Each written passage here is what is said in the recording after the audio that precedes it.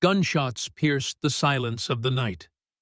Garrett Reed bolted upright in bed, his weathered hand already gripping the Colt revolver he kept beneath his pillow.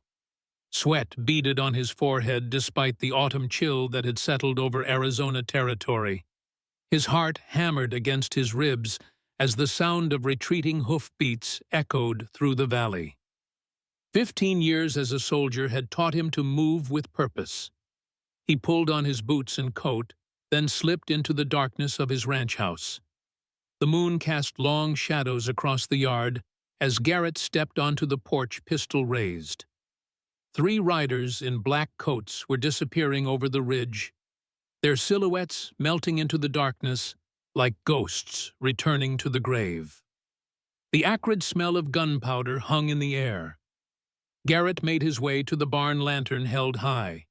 What he found made his blood run cold. His prized stallion lay dead, a bullet hole through its head. On the barn wall, someone had used the animal's blood to scrawl 5 words, "The debt will be paid." Garrett's hand trembled as he traced the letters, the warm blood still sticky on the rough-hewn wood. "They found me," he whispered to the darkness.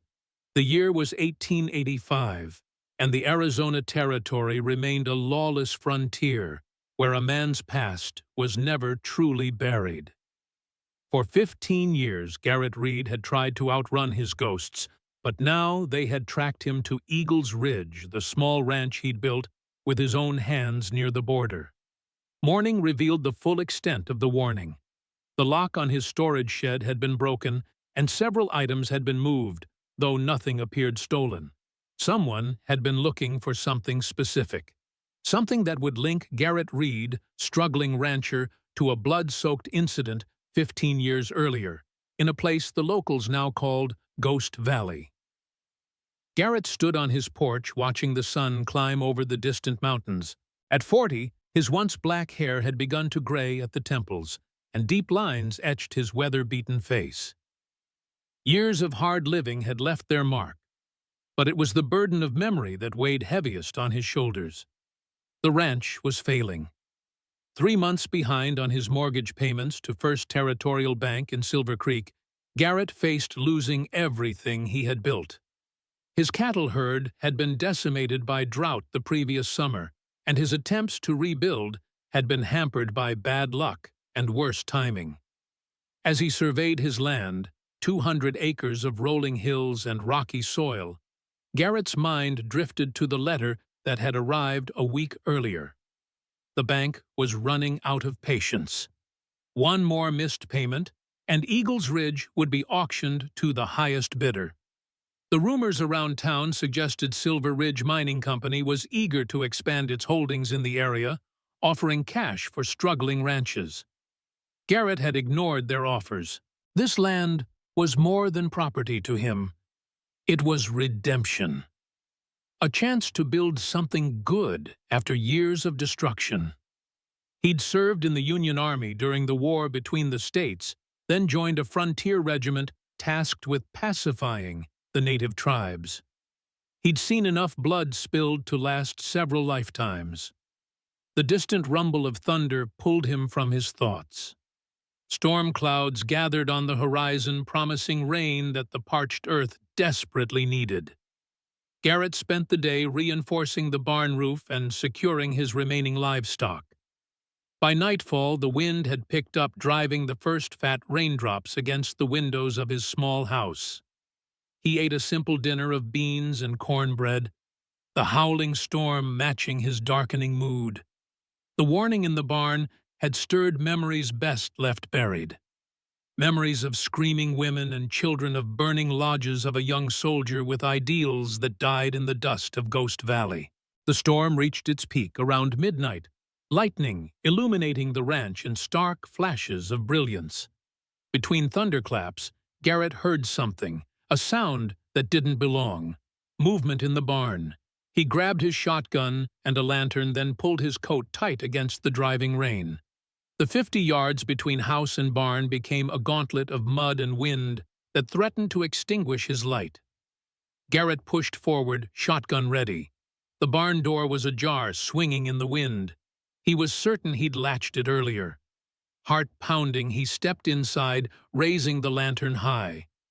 "Who's there?" He called out, his voice nearly lost in another roll of thunder. At first he saw nothing amiss. Then a shadow moved near the back by the hay storage. Garrett aimed his shotgun. "Show yourself," he commanded. "I won't ask twice." 3 figures emerged from the shadows, and Garrett nearly dropped his lantern in shock. They were women, the tallest women he had ever seen. Each stood nearly 6 feet, with broad shoulders and strong limbs that spoke of hard living. They wore a mixture of native clothing and settler garments, their dark hair pulled back in intricate braids. The oldest stepped forward, her face impassive. "Garrett Reed." She said not a question, but a statement of fact. Garrett kept his shotgun level. "How do you know my name? Who are you?" "We know many things," she replied in perfect English, though her accent carried something ancient, something that didn't match any tribe he knew from these parts. "We know you live alone. We know where you hide your spare key beneath the loose board. We know about the scar." Her words sent a chill through Garrett that had nothing to do with his rain-soaked clothes. The scar, an arrow-shaped mark on his chest, was his most closely guarded secret. Only 3 people had ever seen it. His father, now dead, the doctor who had treated him, moved back east, and the medicine man who had saved his life 15 years ago. The woman reached into her coat and produced a leather pouch that jingled with the unmistakable sound of gold coins. She held it out, and Garrett saw there was more money than he had seen in years. Enough to save his ranch. When he reached for it, she pulled it back with a knowing smile. "The healer said you would try to refuse." "What healer?" Garrett demanded, though a cold certainty was already forming in his gut. The youngest of the 3 women spoke up, her eyes fierce in the lantern light. "He told us you would ask about the scar."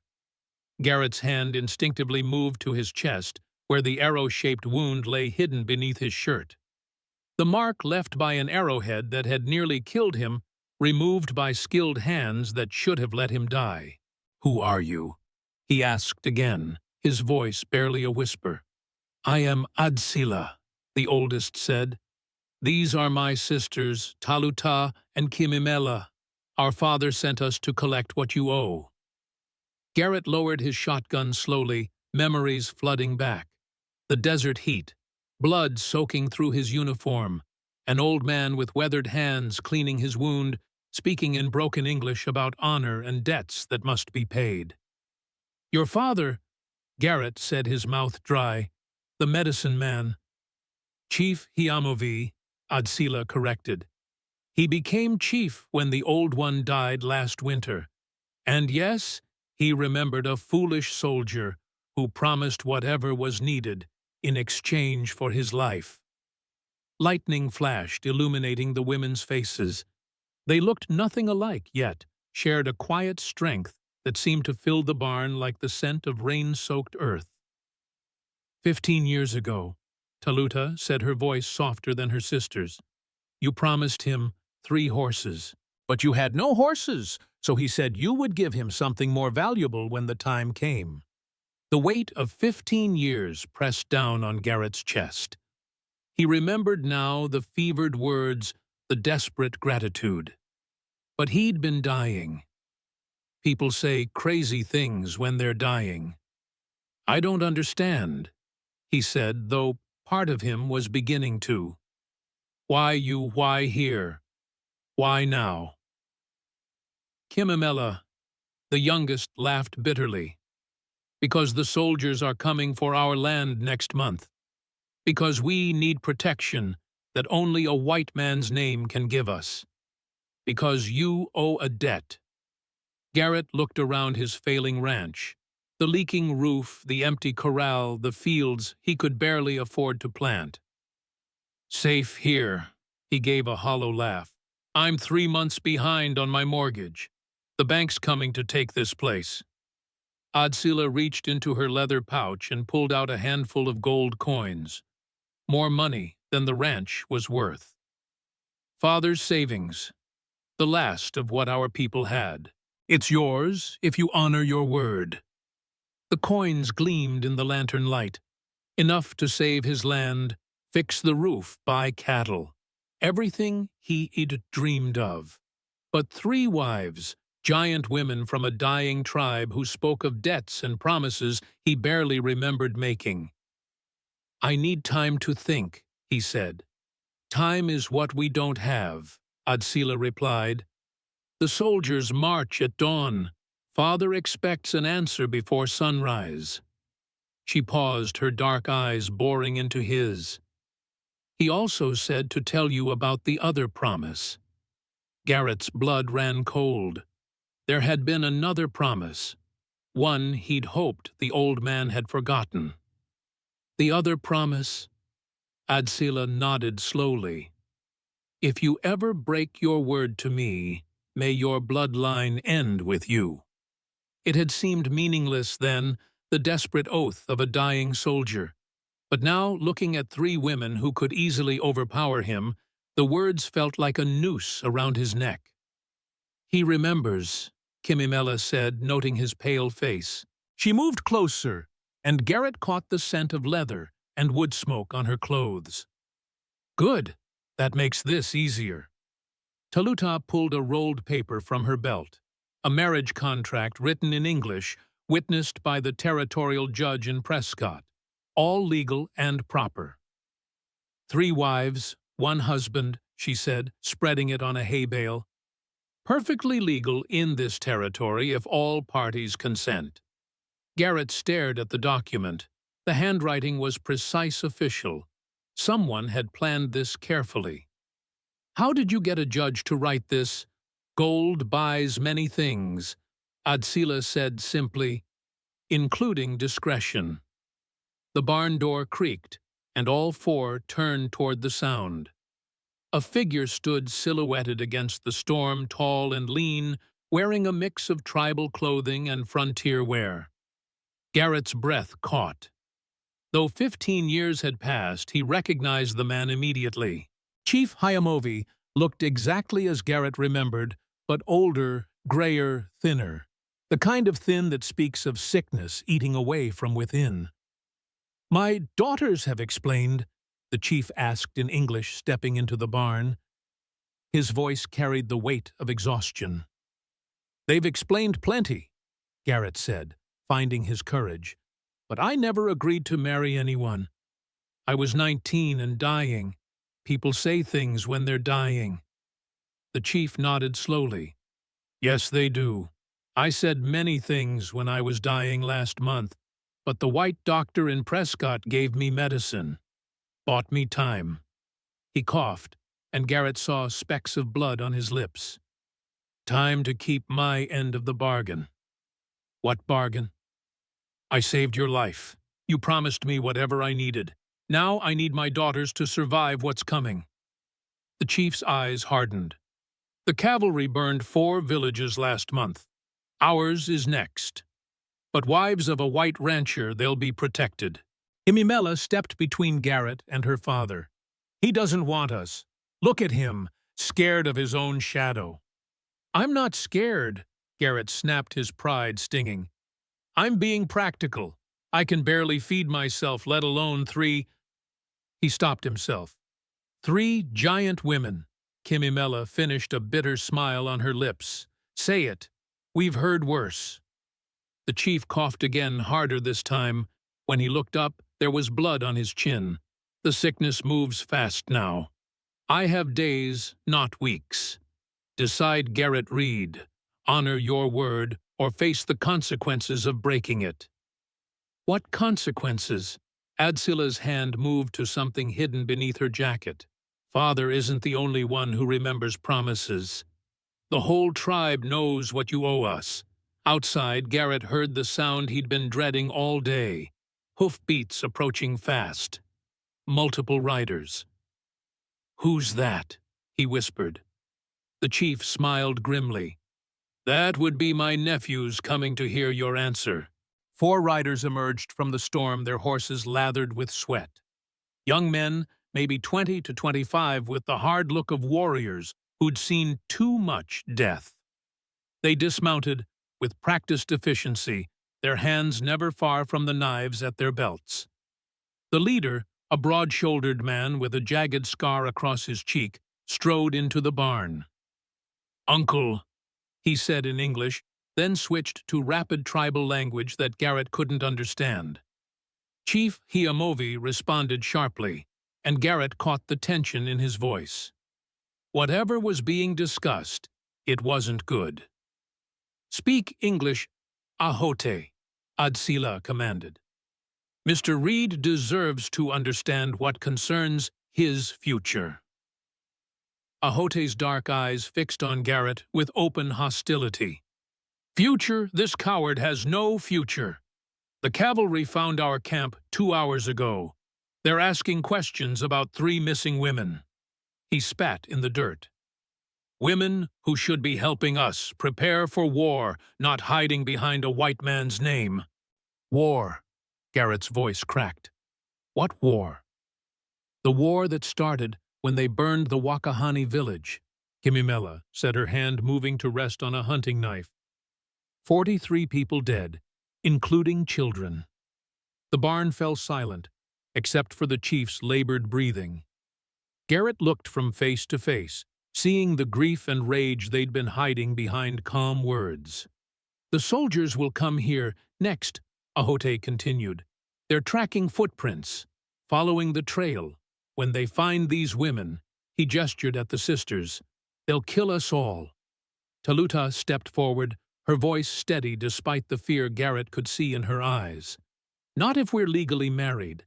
Not if we have protection under white man's law." "Law?" Ahote laughed bitterly.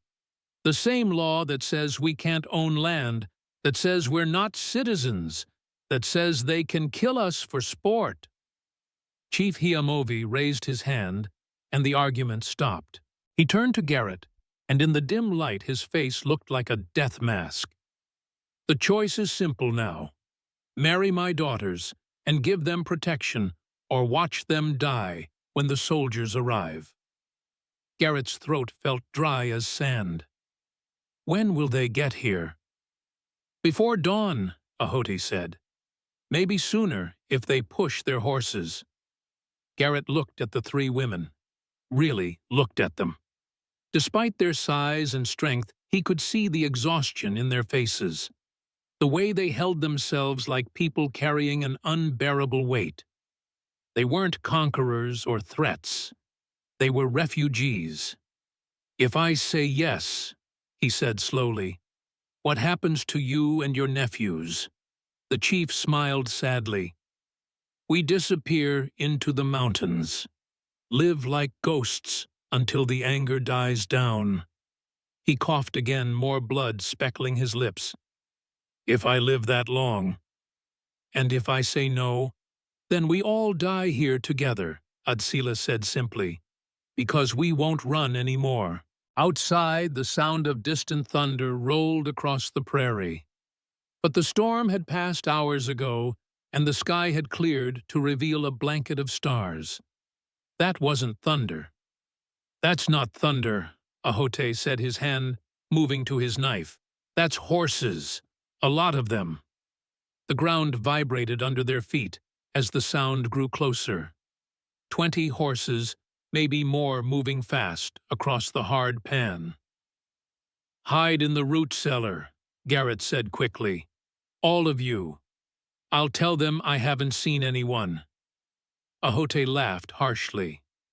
"You think they'll just take your word? They'll search every building, every hole." He pulled his knife. "Better to die fighting." "Put that away," Adsila snapped. "Violence will only prove their point." She turned to Garrett, and for the first time he saw vulnerability in her dark eyes. "But he's right about one thing. They won't believe you." Taluta moved to the barn window, peering through a crack in the boards. 12 soldiers led by a lieutenant with yellow stripes on his sleeve. She looked back at Garrett. "Do you know him?" Garrett's stomach dropped. "Lieutenant Caldwell. He's been here before." "What for?" "Asking about my mortgage payments. The bank hired him to pressure me into selling." "He knows you're desperate," Adsila finished. "If he finds us here, he'll assume you're hiding us for money."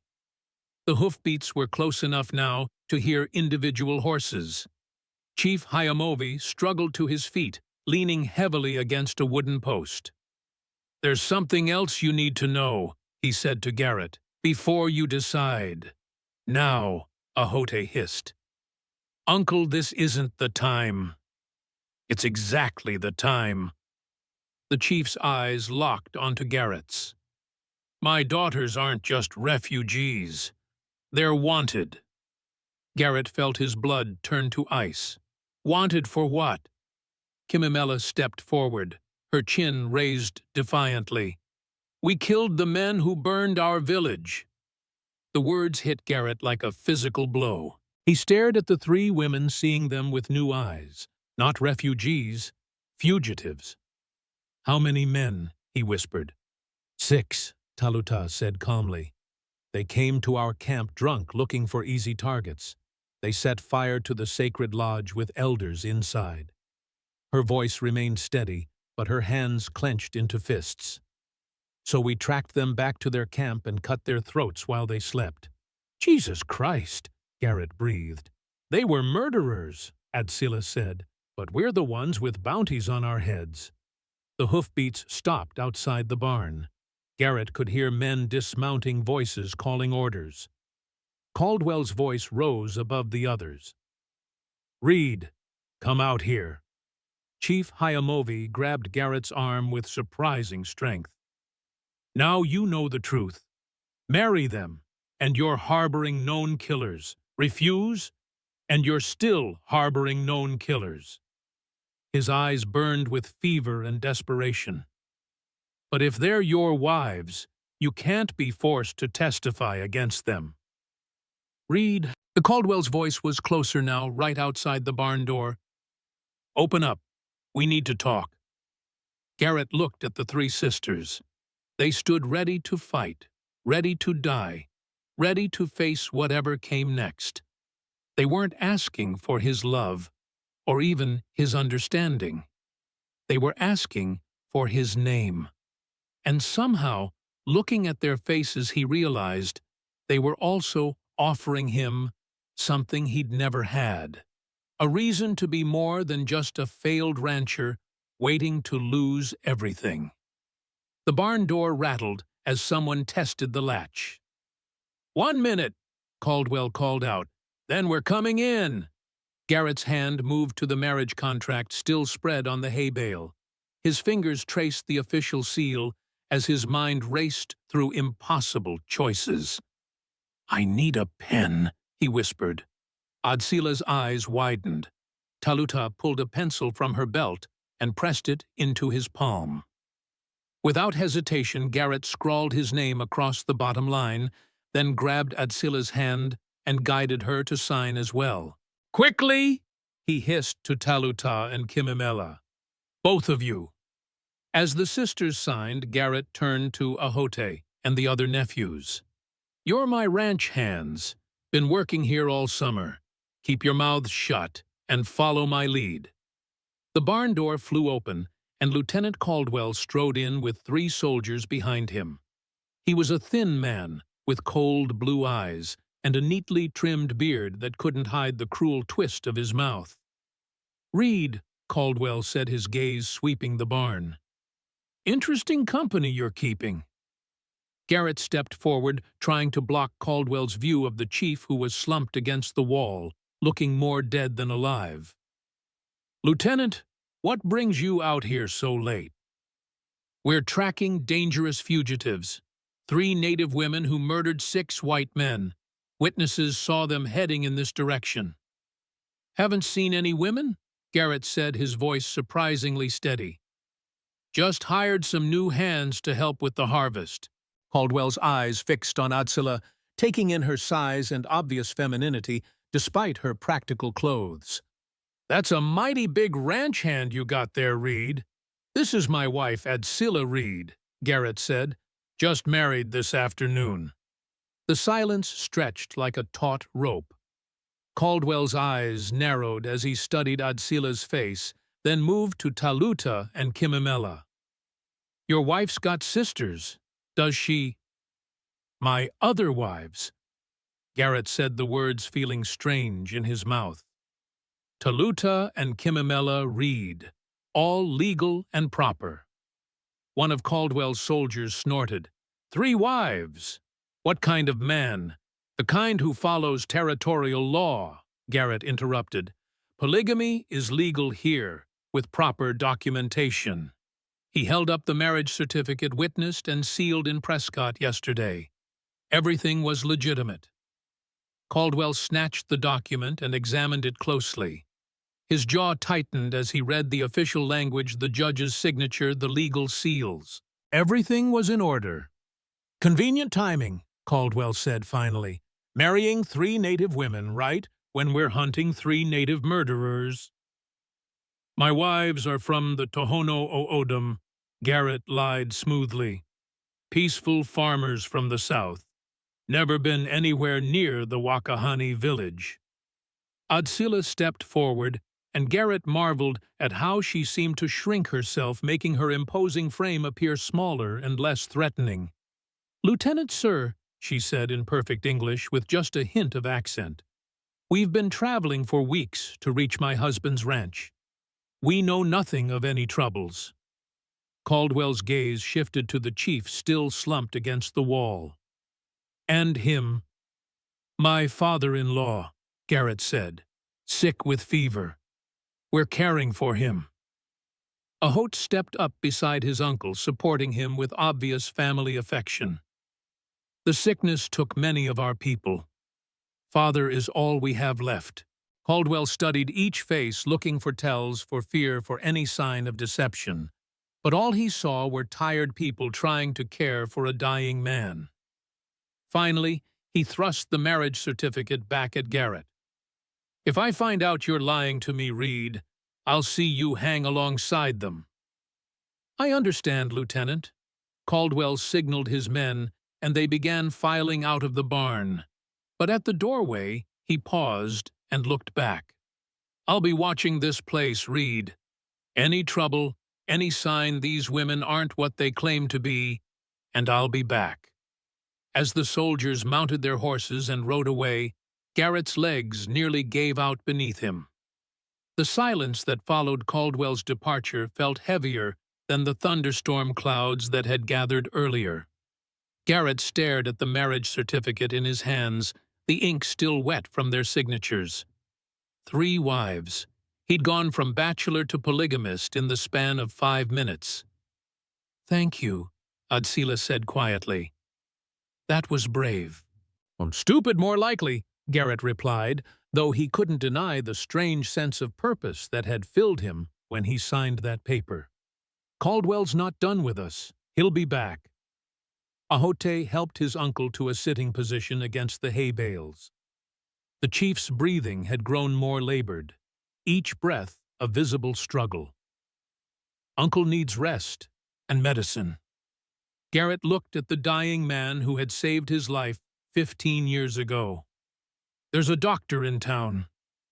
"No doctors," Chief Hayamovi whispered. "Too dangerous. The sickness will take me whether I die in a bed or under the stars." He fixed his eyes on Garrett. "But my daughters are safe now. That's what matters." Kimimela moved to the barn door, keeping watch for any sign of returning soldiers. "They'll come back tomorrow, maybe with more men." "Then we'll be ready," Taluta said. But Garrett caught the uncertainty in her voice. "Ready how?" Garrett asked. "I don't know the first thing about being a husband to 1 woman, let alone 3. Adsila surprised him by laughing, a rich, warm sound that seemed to ease some of the tension in the barn. "You think we know how to share a husband? This is new territory for all of us." The observation hung in the air as they all contemplated the strange situation they'd created. Garrett found himself studying his new wives, really looking at them as individuals for the first time. Adsila, the eldest, carried herself with natural authority. Even when she'd made herself smaller for Caldwell's benefit, there was a dignity about her that reminded Garrett of his own mother. Practical, strong, unbreakable. Taluta watched everything with intelligent eyes, calculating, measuring. She'd been the one to think about legal documentation to plan ahead. The strategist of the family. And Kimimela, the youngest, burned with barely contained energy. She reminded Garrett of a caged mountain cat. Beautiful, dangerous, and ready to explode into action at any moment. "We'll need to be convincing," Taluta said, ever practical. "If Caldwell comes back and finds us sleeping in the barn like strangers, he'll know something's wrong." Garrett felt heat rise in his cheeks. "The house only has 2 bedrooms. "Then we'll make do," Adsila said matter-of-factly. "Married people share space. It's what Caldwell will expect to see." Ahote and his companions gathered their few belongings. "We'll camp in the hills," he told his uncle. "Close enough to help if needed, far enough to stay hidden." Chief Hayamovi reached out and grasped Garrett's hand with surprising strength. "Protect them," he wheezed. "They're all that's left of our bloodline, all that's left of who we were." "I will," Garrett promised, and meant it. As Ahote and the others melted into the darkness, Garrett led his new family toward the house. The building looked smaller than usual, with 3 large women following behind him. "There's something else," Kimimela said as they reached the porch. "Something Father didn't tell you." Garrett's stomach clenched. "What now?" "The bounty on our heads. It's not just from the territorial government." She met his eyes in the lamplight. "The dead men's families put up their own reward. $500 each, dead or alive. $1,500. More money than most people saw in a lifetime. Every bounty hunter from here to California will be coming for us," Taluta added quietly. As if summoned by her words, the distant sound of hoofbeats echoed across the prairie again. Garrett blew out the lamp and moved to the window. 3 riders approached slowly, their silhouettes dark against the starlit sky. These weren't soldiers. They moved with the careful deliberation of men who hunted for money. "Bounty hunters," Kimimela whispered, confirming his fears. Adsila positioned herself by the back door, while Taluta moved to the side window. Without discussion, they'd spread out to cover all exits. The coordination spoke of experience and desperation. "How do we play this?" Garrett asked. "Same as before," Adsila said. "We're your wives, married, legal, protected." "They won't care about legal," Taluta said grimly. $1,500 makes men forget about law." The riders stopped 50 yards from the house. Garrett could see them conferring, planning their approach. One dismounted and began walking toward the front door, while the other 2 rode to flank the building. "Professional," Kimimela observed. "They've done this before." A knock echoed through the small house. Polite, almost friendly. "Mr. Reed, sorry to bother you so late. We're looking for some missing women. Thought you might have seen them." Garrett opened the door a crack, keeping the chain latched. The bounty hunter was a middle-aged man with graying hair and kind eyes that didn't match the gun on his hip. "Name's Blackwood, Eli Blackwood, but most folks call me Desert Fox." The man tipped his hat. "We're tracking 3 native women who murdered some folks up north. Big women traveling together. You seen anyone like that?" "Just my wives," Garrett said. "We were married yesterday." Blackwood's smile never wavered, but his eyes sharpened. "Mind if I meet them? Always nice to congratulate newlyweds." Garrett's mouth went dry. There was no refusing without raising suspicion. "Of course. Come in." He unlatched the door, and Blackwood stepped inside. The other two hunters remained outside close enough to help far enough to avoid being trapped. Adsila emerged from the kitchen carrying a coffee pot, as if she'd been preparing for guests. The domestic scene should have looked natural, but Garrett caught Blackwood studying her size, her movements, the way she held herself. "Ma'am," Blackwood said politely, "congratulations on your marriage." "Thank you," Adsila replied. "Coffee." "That's kind of you." Blackwood accepted a cup but didn't drink. "Your husband says you were married yesterday. Where was the ceremony?" Prescott, Taluta said, entering from the bedroom with Kimimela behind her. "Judge Morris performed it." Blackwood's eyebrows rose at seeing 3 women. 3 wives. That's unusual. "Legal in this territory," Garrett said quickly. "Oh, I know it's legal." Blackwood sat down his untouched coffee. "It's just that the women I'm tracking are also 3 sisters, also unusually large." "What are the odds?" The silence stretched taut. Garrett could feel his wives preparing to fight, muscles coiling like springs. Outside, one of the horses snorted nervously. "I'll tell you what the odds are," Blackwood continued conversationally. "Pretty slim. So I'm thinking maybe we need to take a closer look at your marriage certificate." "It's legal," Garrett insisted. "I'm sure it is, but legal doesn't mean legitimate." Blackwood's hand moved casually toward his gun.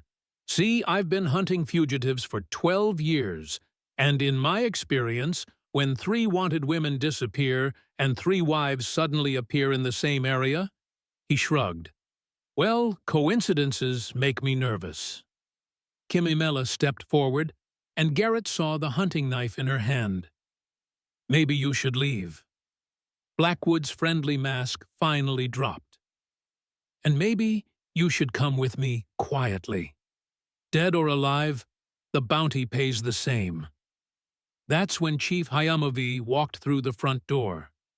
The old man looked like death itself, pale, shaking, supported by Ahote and one of his nephews. But he was alive, and he was carrying something that made Blackwood's face go white. A badge, silver and official with territorial markings. "Deputy Chief Hayamovi," the old man wheezed, showing the badge. "Territorial Marshal's Office. These women are under my protection." Blackwood stared at the badge, then at the dying man holding it. That's impossible." "Check the files in Prescott," Hayamovi said, his voice gaining strength from some final reserve. "I've been working undercover for 6 months tracking the real killers." "These women are my operatives," he continued. It was a desperate lie, but told with such conviction that even Garrett almost believed it. Blackwood studied the badge for a long moment, his weathered face creased with doubt. "Undercover marshals don't marry their operatives to civilians." "They do when it's the only way to maintain cover," Hayamovi replied, though Garrett could see the effort each word cost him. "The real killers are white men dressed as natives trying to start a war between the tribes and settlers." It was brilliant in its simplicity, a lie that explained everything while giving Blackwood a face-saving way to retreat. "I'll need to verify this in Prescott," Blackwood said finally. "Of course," Hayamovi nodded. "Marshal Davidson will confirm everything." Blackwood holstered his gun and headed for the door. At the threshold he paused and looked back at Garrett. "You're either the luckiest man in the territory or the unluckiest. Time will tell which." As the bounty hunters rode away, Chief Hayamovi collapsed into Ahota's arms. The badge fell from his fingers, clattering on the wooden floor. "Where did you get that?" Garrett asked, kneeling beside the dying man. Hayamovi smiled weakly. "Took it off a dead marshal 3 years ago. Been saving it for something important." His breathing grew shallower. "Thought tonight qualified." Over the next hour, they watched Chief Hayamovi slip away, peacefully surrounded by his daughters and nephews. His last words were in his native tongue, something that made Adsila weep for the first time since Garrett had met her. "He said we should be happy," she translated, "that we found a good man." Ahote and the other nephews took their uncle's body into the hills for burial, according to tribal custom. They left before dawn, disappearing into the wilderness like ghosts. As the sun rose over the prairie, Garrett found himself alone with his 3 wives for the first time. The weight of their new reality settled over them like morning mist. "So," Kimimela said, breaking the awkward silence, "what now?" Garrett looked around his small house, trying to imagine how 4 people would share the cramped space. "I suppose we figure out how to make this work." He gestured vaguely. "The sleeping arrangements alone." "We'll manage," Adsila said firmly. "We've survived worse than an overcrowded house." Over the following weeks, they did manage better than Garrett had dared hope. Adsila took charge of the ranch's finances, using her father's gold to pay off the mortgage and invest in livestock. Her business sense proved as sharp as her survival instincts. Taluta organized their daily lives with military precision, creating schedules and systems that turned chaos into efficiency. Under her guidance, the failing ranch began to thrive. And Kimimela brought laughter back into Garrett's life. Her fierce joy and unbreakable spirit reminded him what it felt like to hope for something beyond mere survival. The arrangement that had begun as desperate necessity slowly evolved into something deeper. Not romantic love, not yet. Perhaps not ever in the traditional sense, but respect, affection, and a profound sense of partnership. When Lieutenant Caldwell returned a month later to check on them, he found a prosperous ranch run by a confident man and his capable wives. The transformation was so complete that Caldwell left without asking a single probing question.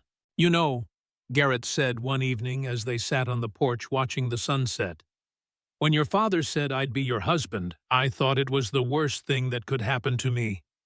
"And now?" Adsila asked. Garrett looked at each of his wives, strong women who had saved his ranch, his purpose, and maybe his soul. "Now I think it might be the best." As the stars emerged overhead, Garrett Reed, no longer a failing rancher, but a man with a family worth fighting for, finally understood what Chief Hayamovi had seen in him all those years ago. Not just someone who owed a debt, but someone capable of honoring it. And in honoring that debt, he'd found something he'd never expected, a place where he belonged. But the peace they had found was fragile. Blackwood's parting words echoed in Garrett's mind. "You're either the luckiest man in the territory or the unluckiest. Time will tell which." As Garrett looked out over his land, now flourishing under the care of 4 pairs of hands, he knew that luck had nothing to do with it. This was about choice, about redemption, about a debt finally paid. And yet, even as they built something worth protecting, shadows from the past continued to circle. The blood message on his barn wall, the distant rumor of soldiers still searching for native murderers, the knowing look in Blackwood's eyes that said he wasn't convinced by the marshal's badge. Their story was far from over. The debt might be paid, but the curse of the frontier, the violence, the prejudice, the struggle for survival, remained. And deep in his heart, Garrett knew that sooner or later they would all be tested again. For now, though, as darkness fell over Eagle's Ridge, Garrett sat surrounded by his unlikely family, and for the first time in 15 years, he felt something close to peace. The seasons changed, bringing a harsh winter that blanketed Eagle's Ridge in snow.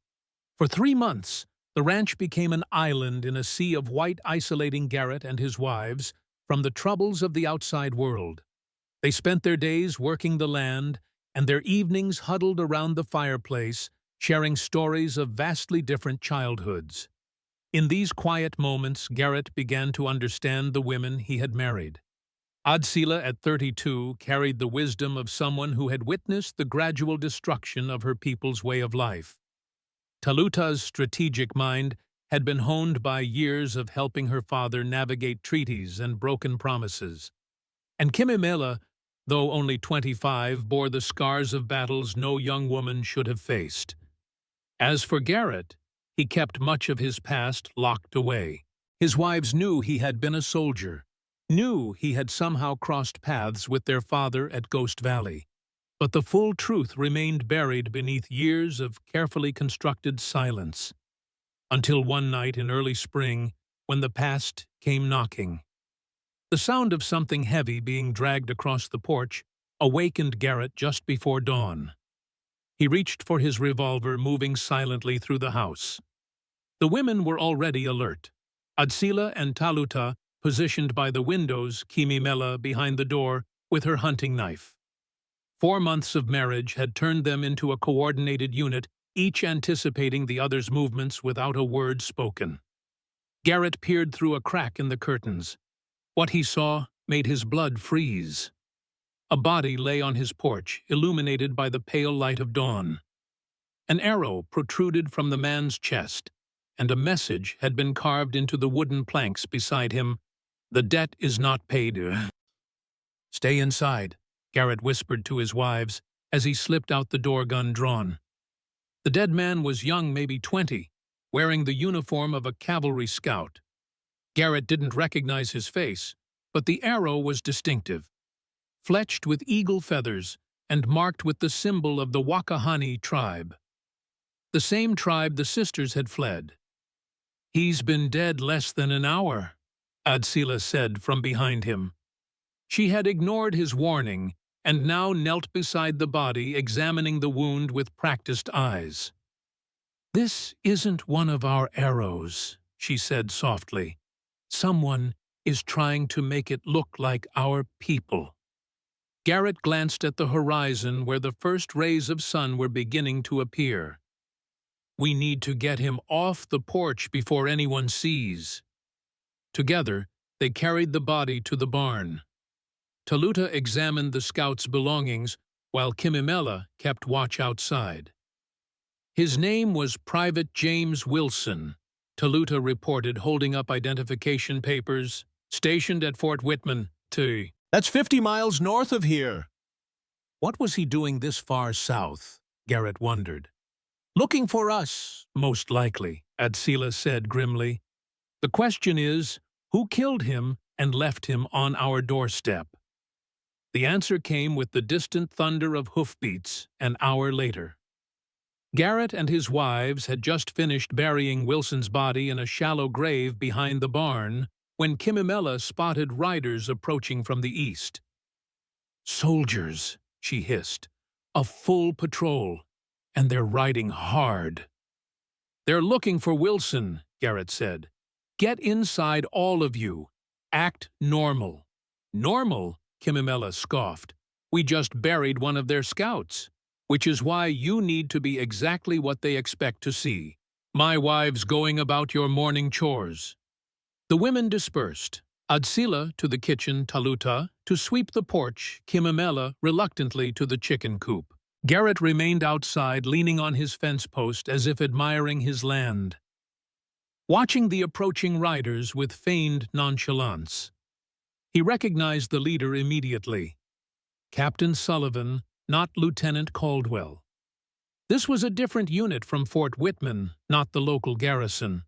And judging by Sullivan's ramrod posture and the tight formation of his men, this was a commander who tolerated no disobedience.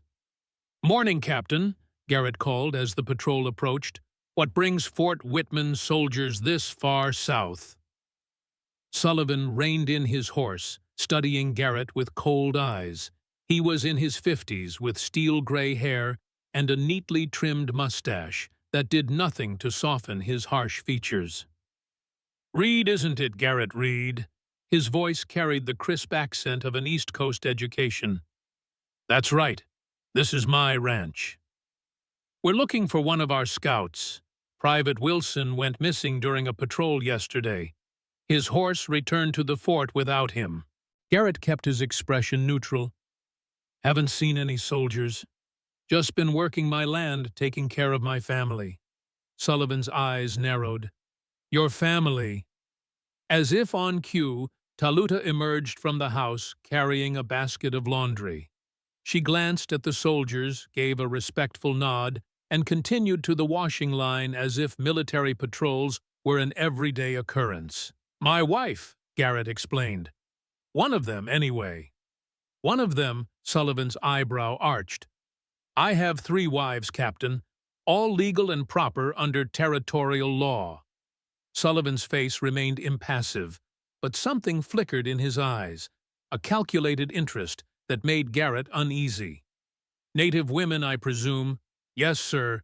From the Tohono O'odham tribe in the south. Peaceful folks. Sullivan dismounted, handing his reins to a corporal. Mind if my men water their horses? Been a long ride. It wasn't really a request. Already 2 soldiers were heading toward the well. Help yourselves, Garrett said, maintaining his relaxed posture, even as alarm bells rang in his mind.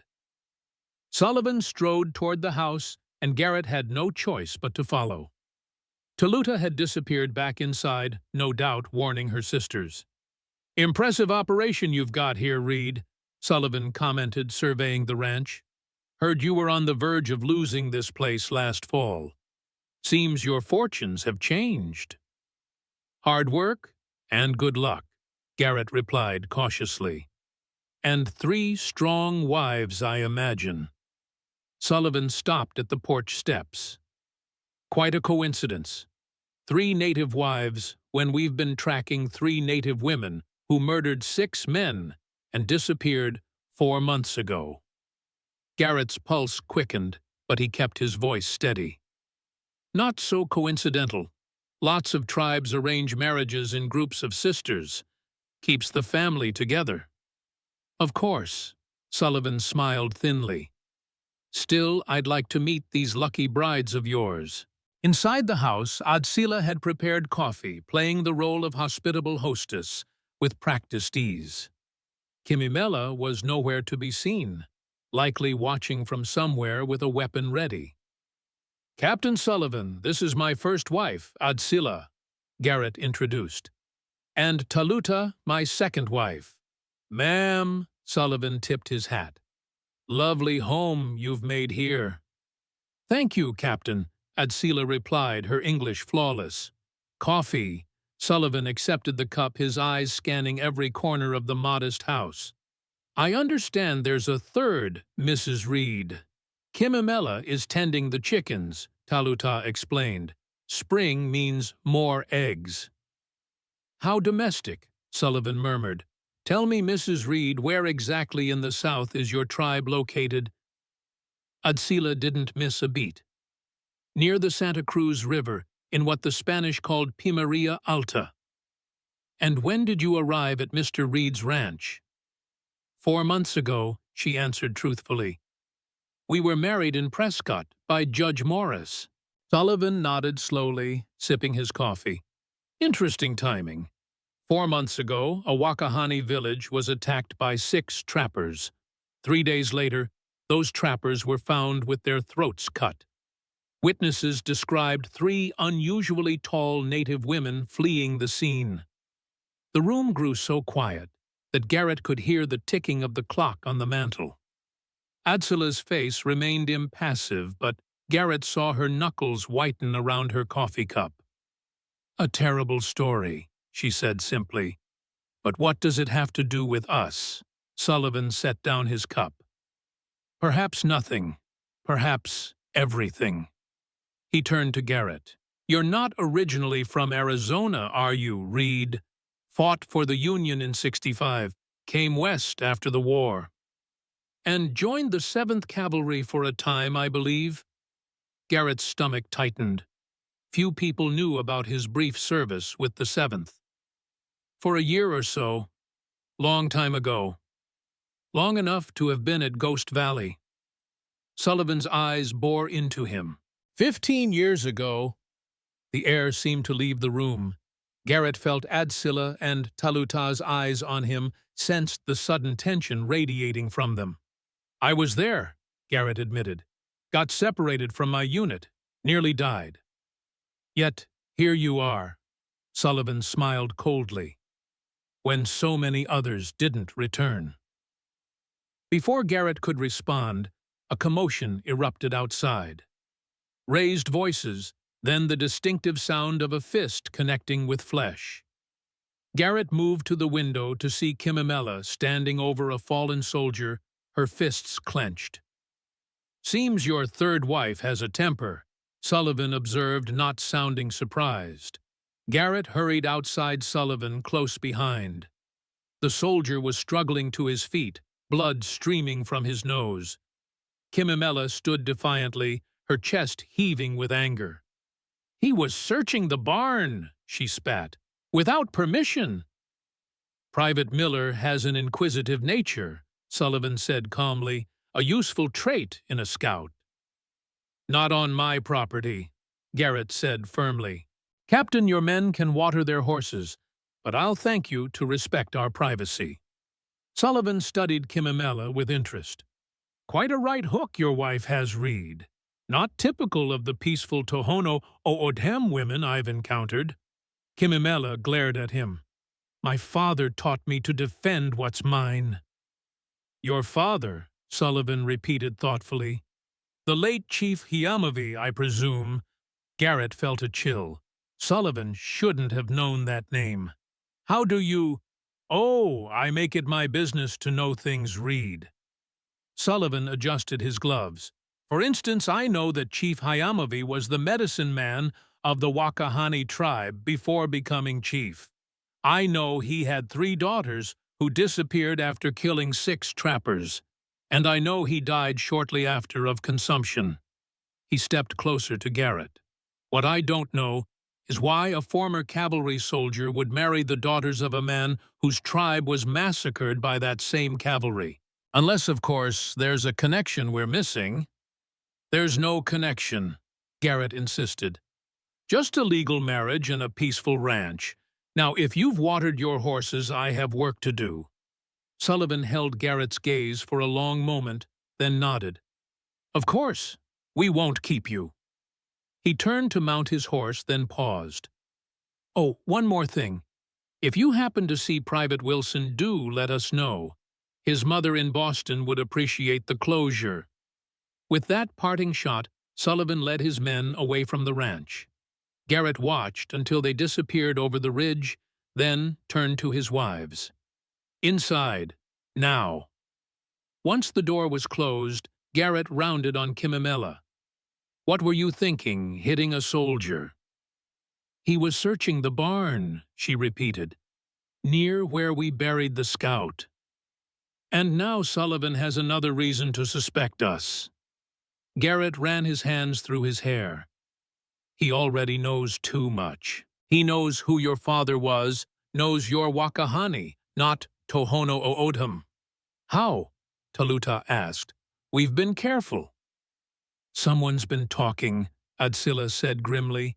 "The question is, who?" Garrett paced the small living room. "Sullivan mentioned Ghost Valley. He knows I was there." "What happened at Ghost Valley, Garrett?" Adsila asked quietly. "The truth, this time." Garrett stopped pacing his back to them.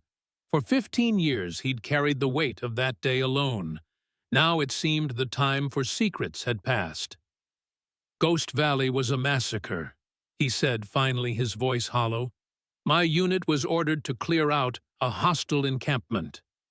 We didn't know it was mostly women and children until we were already there."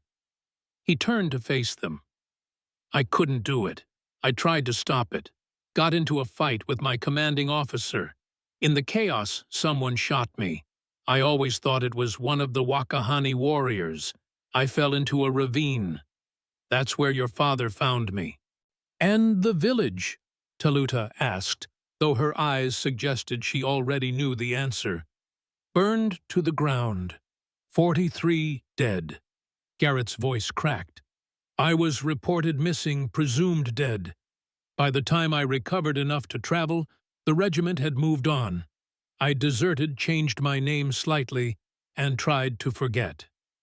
A heavy silence filled the room. Kimimela's face had hardened into a mask of rage, her hand instinctively moving to her knife. Taluta looked away, her analytical mind clearly processing this new information. But it was Adsila's reaction that surprised him most, not anger, but a deep, knowing sadness. "Father knew," she said softly. "He knew who you were, what your unit had done, and he saved you anyway." "Why, Kimimela demanded. "Why save one of them?" "He said he saw something in me worth saving," Garrett replied. "I never understood it myself." "And now you're married to the daughters of the people your unit massacred," Taluta observed. "Sullivan is right. It's a connection that raises questions." "Questions that could get us all killed," Garrett agreed. "We need to be more careful than ever. Sullivan isn't like Caldwell. He's smart, and he's clearly been investigating us." "We should leave," Kimimela suggested. "Head south, maybe into Mexico." "Running would only confirm his suspicions," Adsila countered. "Besides, where would we go? This is our home now." "Your home is Ash," Kimimela snapped. "Like our real home." "Enough," Garrett intervened. "Leaving isn't an option. Not with a dead scout buried on our property. Sullivan would track us down in days." "Then what do we do?" Taluta asked practically. Garrett moved to the window, watching the horizon where Sullivan's men had disappeared. "We stay. We maintain our story. And we figure out who killed that scout and left him on our doorstep, because someone is trying to frame us." "Or you," Adsila suggested. "Have you considered that the debt is not paid? What if this is about your past, not ours?" Garrett hadn't considered that possibility. His mind raced through old enemies, former comrades, who might hold a grudge. One name rose above the others. "Blackwood," he muttered. "The bounty hunter," Taluta asked. "You think he killed the scout?" "He wasn't convinced by your father's marshal badge," Garrett explained. "And he has a reputation for being relentless. If he learned I was at Ghost Valley, he might see poetic justice in framing you for murder," Adsila finished, "using a Wakahani arrow as his signature." "But how would he know about Ghost Valley?" Kimimela objected. "That was 15 years ago." "Sullivan knew," Garrett pointed out. "Maybe they've been sharing information." The possibility hung in the air, heavy with implications. If Blackwood and Sullivan were working together, the noose was tightening faster than they'd realized. "We need more information," Taluta decided. "I should go into Silver Creek, listen to the gossip at the general store." "Too dangerous." Garrett shook his head. "Sullivan might have men watching the town." "No one pays attention to an Indian woman buying supplies," Taluta argued. "I'm the least recognizable of us. Adsila is too tall to be inconspicuous, and Kimimela," she glanced at her younger sister, "would probably stab someone," Kimimela finished with a grim smile. "I'll go with her," Garrett decided. "We need supplies anyway. It would look suspicious if we changed our habits now." "And what about our uninvited guest?" Adsila nodded toward the barn where Private Wilson lay buried. "We need to move him," Garrett decided. "Tonight after dark, somewhere far from the ranch." "That won't change the fact that he was killed with a Wakahani arrow," Kimimela pointed out. "No, but it might buy us time to figure out who's setting us up." As they finalized their plans, none of them noticed the thin trail of smoke rising from behind the ridge to the north, or the lone figure watching the ranch through a spyglass from the shelter of a distant outcropping.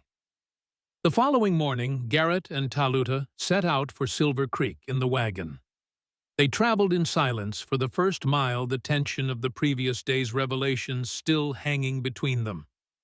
Finally, Taluta spoke. "You should have told us about Ghost Valley sooner." Garrett kept his eyes on the trail. Would it have changed anything? Perhaps not, but secrets have a way of emerging at the worst possible moments. Like now, Garrett agreed, with Sullivan circling like a vulture. There's something else you should know, Taluta said after another stretch of silence. About the 6 men we killed. Garrett glanced at her. I'm listening. They weren't random trappers. They were hired by someone, paid to burn our village and make it look like a drunken attack. How do you know this?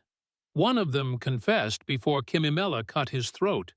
Said they were paid $500 to clear out some Indians who were sitting on valuable land. Silver Ridge Mining Company, Garrett guessed.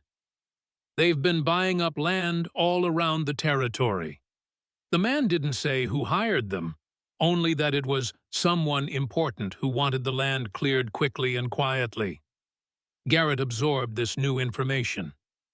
And now that same company has been trying to buy my ranch. A ranch that may sit on the same silver deposit they were after. Taluta nodded. It can't be coincidence. No, Garrett agreed, but it doesn't explain the dead scout or Sullivan's interest in Ghost Valley. They fell silent as Silver Creek came into view, a dusty collection of wooden buildings clustered around a single main street. Despite its small size, the town served as a hub for ranchers, miners, and travelers passing through the territory. Remember, Garrett said as they approached, we're just a married couple buying supplies, nothing more. Taluta nodded, pulling her shawl closer around her shoulders. The general store was busy with the usual morning crowd. Ranch wives purchasing necessities, miners stocking up before heading into the hills, and the ever-present cluster of old-timers sharing exaggerated tales by the pot-bellied stove. Conversation died briefly as Garrett entered with Taluta, then resumed at a slightly lower volume. Mixed marriages weren't unheard of in the territory, but they still drew attention. While Garrett discussed feed prices with the shopkeeper, Taluta moved through the store selecting items they needed while keeping her ears open. The old-timers by the stove were the best source of local gossip, and today they were particularly animated. Heard Sullivan's got a full patrol combing the hills, one white-bearded man was saying. Looking for that missing scout. Waste of time, another responded. Coyotes probably got him. Weren't no coyotes, a third chimed in. Billy at the saloon says Sullivan's convinced it was them 3 Indian women they've been hunting. Says they're hiding out with some rancher. Taluta kept her face impassive as she examined a bolt of cloth, edging closer to hear more. You mean Reed up at Eagle's Ridge? The first man shook his head. Knew him for years. Quiet fella, keeps to himself. Hard to believe he'd harbor murderers. Man's got 3 native wives now, the third man countered. Came out of nowhere. You got to admit, that's suspicious. What I heard. The white-bearded man lowered his voice, forcing Taluta to strain to hear. Is that Sullivan's got a personal stake in this? Something about Ghost Valley years back. Ghost Valley. The second man whistled low. Bad business that was.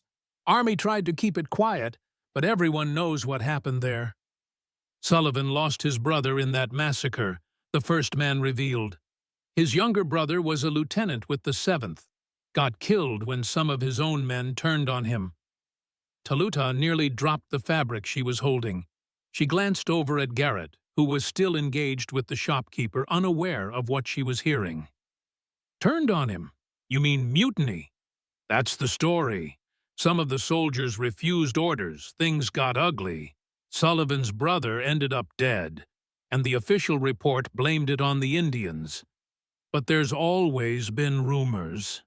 Rumors that it was one of his own men who shot him, the white-bearded man finished. A sergeant who disappeared that day presumed killed by the savages. And Sullivan thinks this sergeant is still alive, the third man asked skeptically. Don't know what he thinks. But he's been asking questions about Ghost Valley survivors for months now. Seems mighty interested in Reed's history, too. Taluta had heard enough. She gathered her selections and moved back to Garrett's side, her mind racing with the implications of what she'd learned.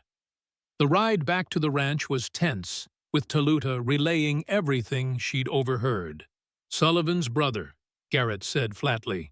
"The lieutenant I fought with was named Sullivan. I never made the connection."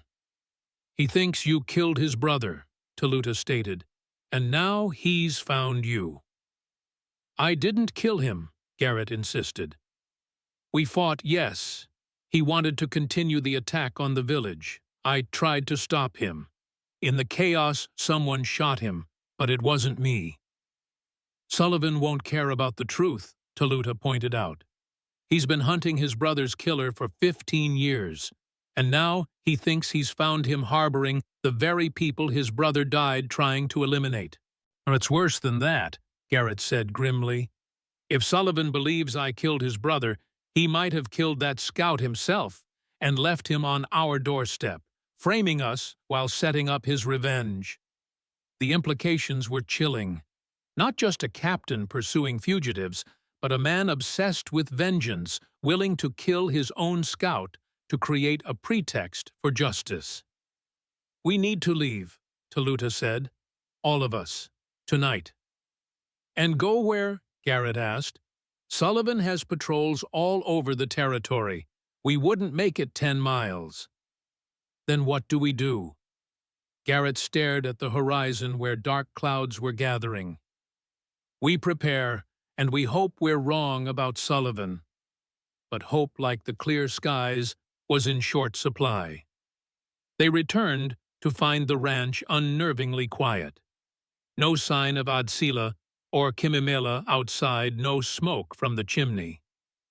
"Something's wrong," Taluta murmured, reaching for the rifle beneath the wagon seat. Garrett pulled the wagon to a stop, scanning the property for any sign of danger. The barn door swung slightly in the breeze, and chicken feathers littered the yard. Signs of a struggle. "Stay here," he told Taluta, drawing his revolver. "No," she replied firmly. "We go together." They approached the house cautiously, weapons ready. The front door stood ajar, and inside chaos greeted them. Furniture, overturned dishes shattered on the floor, a smear of blood on the wall. "Adsila," Taluta called out. "Kimimela?" Silence answered her. Garrett moved through the house, checking each room, finding no one.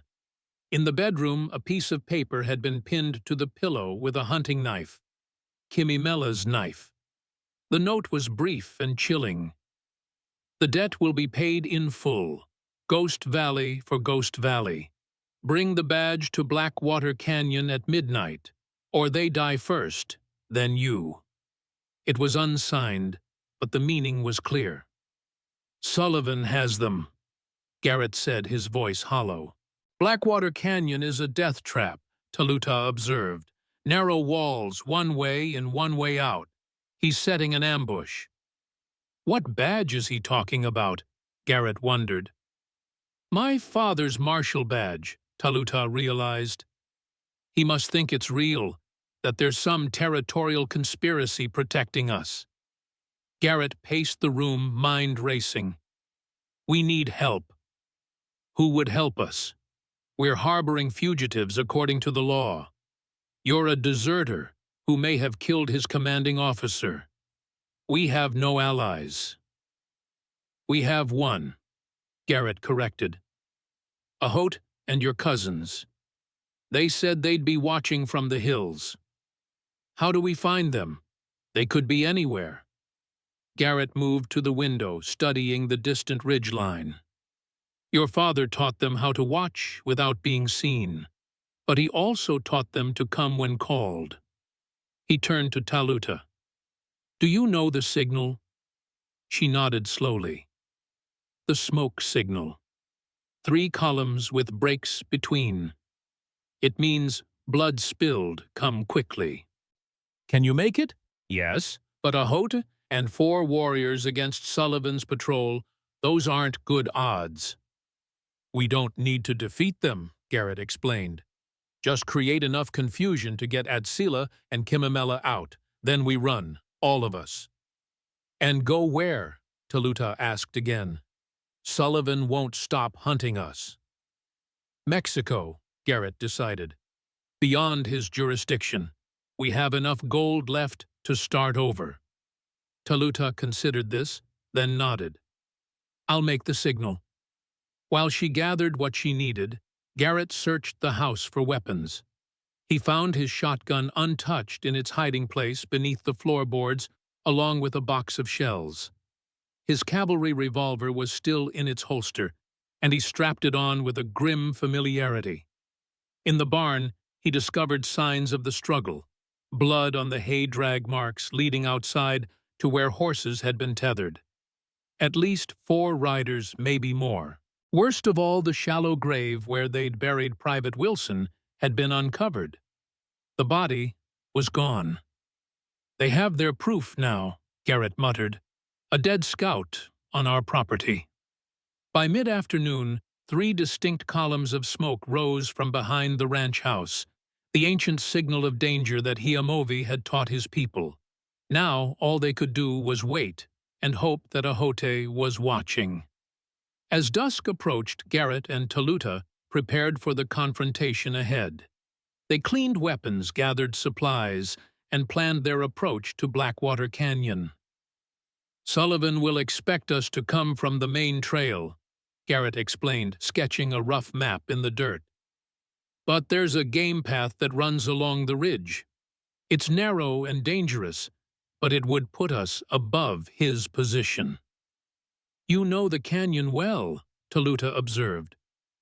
I've hunted there, Garrett said, then hesitated. And I've hidden there. After Ghost Valley, when I was running from the cavalry, that canyon sheltered me for weeks. So Sullivan choosing it isn't coincidence. No, it's symbolic. He wants to end this where it began, with me cornered like an animal. As darkness fell, they were saddling horses when a low whistle came from the trees behind the barn. Garrett spun rifle raised, but Taluta touched his arm. It's Ahote, she whispered. The scarred warrior emerged from the shadows, followed by 4 others. They moved like ghosts, making no sound despite the weapons they carried. We saw the signal, Ahote said without preamble. What has happened? Taluta quickly explained in their native tongue, her words urgent and clipped. Ahote's face darkened as he listened. Blackwater Canyon, he said when she finished. I know it. Many places for ambush. That's counting on, Garrett agreed. But he's expecting us to come in blind and desperate. And are you not desperate? Ahote challenged. Desperate, yes. Blind, no. Garrett met the warrior's gaze. I need to know. Will you help us? Ahote studied him for a long moment. My uncle saw something in you worth saving. I have never understood what. He glanced at Taluta. But you have honored your word to protect his daughters. For that we will help. Relief flooded through Garrett. Thank you. Do not thank me yet, Ahote warned. We may all die tonight. Better to die fighting than running, one of the other warriors commented. Garrett nodded grimly. Let's make sure it doesn't come to that. They formulated a plan quickly. Ahote and 2 warriors would approach from the south end of the canyon, creating a distraction. Garrett, Taluta, and the remaining 2 warriors would use the game trail to position themselves above Sullivan's likely hiding spot. What about the marshal's badge? Taluta asked. Sullivan demanded it specifically. We bring it, Garrett decided. It might buy us time, if nothing else. As they prepared to leave, Garrett took one last look at the ranch house, the home he had built, the life he had tried to create. Whether they succeeded or failed tonight, he knew he would never see it again. Let's go, he said softly. We have wives to rescue. The ride to Blackwater Canyon took nearly 2 hours, their progress slowed by the need for stealth. A quarter moon provided just enough light to navigate without lanterns, which would have given away their position. They separated a mile from the canyon Ahote, leading his men south, while Garrett guided Taluta and the other warriors to the hidden game trail. The path was treacherous in the dark, barely wide enough for a horse in places, with a sheer drop to one side. "We'll leave the horses here," Garrett whispered when they reached a small plateau. "Continue on foot." Taluta moved beside him as they crept forward, her footsteps as silent as his were. The two warriors followed, blending into the shadows with practiced ease. The canyon opened below them, a dark gash in the earth. Near the center, a small campfire burned, illuminating two figures tied to stakes driven into the ground.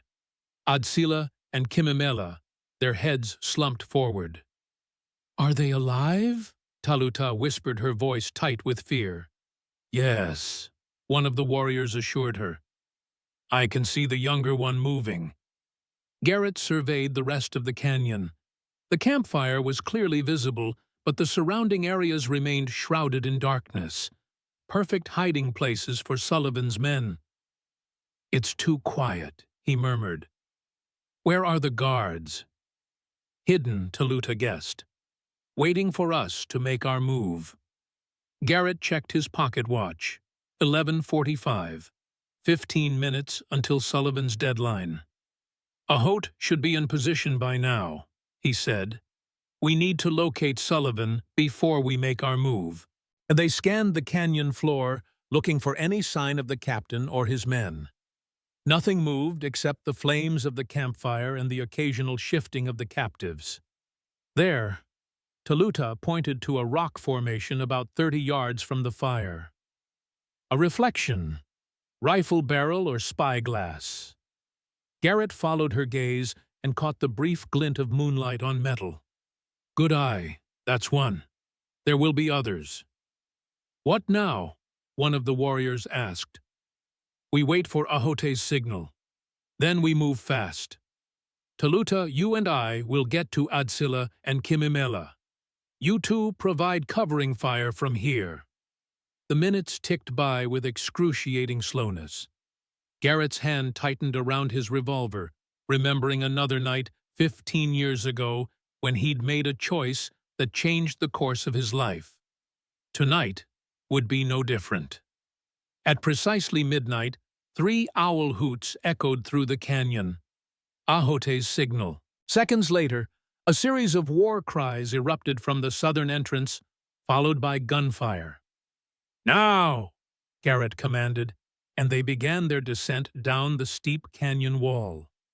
The reaction below was immediate. Men emerged from hiding places, rifles trained on the southern disturbance. Garrett counted 6 soldiers plus Sullivan, who remained near the rock formation Taluta had spotted. The 2 warriors with them opened fire from their elevated position, forcing the soldiers to scatter for cover. In the confusion, Garrett and Taluta reached the canyon floor and sprinted toward the captives. Kimimela raised her head as they approached, eyes widening in recognition. Blood had dried on her temple from a blow to the head, but her gaze was alert and fierce. "Behind you!" she shouted. Garrett spun just as a soldier emerged from behind a boulder. He fired twice, catching the man in the chest. The soldier crumpled without a sound. Taluta reached her sisters first, sawing at Adsila's bonds with a hunting knife. Garrett covered them, scanning for more threats. "Sullivan," he asked as he cut Kimimela free. "Waiting for you," she spat. "Said he had unfinished business with the man who killed his brother." Adsila stumbled as her bonds fell away, caught by Taluta's strong arms. "It's a trap, Garrett. They knew you'd come." "Of course I knew," Sullivan's voice rang out from the darkness. "A man like Reed couldn't resist playing the hero." Garrett pushed the women toward a cluster of rocks. "Get to cover," he hissed. then turned to face the direction of Sullivan's voice. "Show yourself, Sullivan." "I've waited 15 years for this moment," Sullivan replied, stepping into the firelight. 15 years wondering who murdered my brother. Imagine my surprise when I discovered it was a deserter hiding as a simple rancher. "I didn't kill your brother," Garrett called back. "He died in the chaos at Ghost Valley, but it wasn't by my hand." "Liar," Sullivan's voice cracked with emotion. "You argued with him about the attack. You refused a direct order, and then he was shot in the back while you disappeared." "It wasn't me," Garrett insisted. "I was shot too, fell into a ravine. The medicine man found me." "How convenient." Sullivan moved closer, his revolver trained on Garrett. "And now you're married to the daughters of the very savages my brother died trying to eliminate. It's almost poetic." Around them, gunfire continued as Ahote and his warriors engaged Sullivan's men. But here in the center of the canyon, time seemed to slow as two men faced each other across 15 years of bitterness and guilt. "You have what you want," Garrett said, raising the marshal's badge. "Take it. Let my family go." Sullivan laughed bitterly. "That badge is meaningless. A trinket stolen from a dead lawman." "Did you really think I believed your father-in-law was a marshal? Then why demand it? To confirm what I already suspected, that you're all frauds and murderers." Sullivan's aim never wavered. "Drop your weapon, Reed. Face justice for what you did." "There was no justice at Ghost Valley," Garrett replied, keeping his revolver ready. "Only slaughter. My brother was following orders to murder women and children." Sullivan's face contorted with rage. "They were hostiles, enemies of progress. They were people," Garrett countered, "people with lives and families, like your brother, like you." For a moment, Sullivan seemed to falter. Then his expression hardened once more. "Enough talk. Drop your weapon, or I'll order my men to open fire on your savage wives." Garrett hesitated, weighing his options. Sullivan had him cornered just as he'd planned. But something still didn't make sense. "The scout," Garrett said suddenly. "Private Wilson." "You killed him, didn't you? Left him on my porch to frame us." Sullivan's smile was cold. "Wilson was a necessary sacrifice.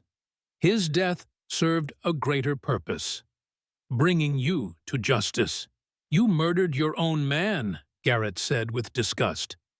"I executed a traitor," Sullivan corrected.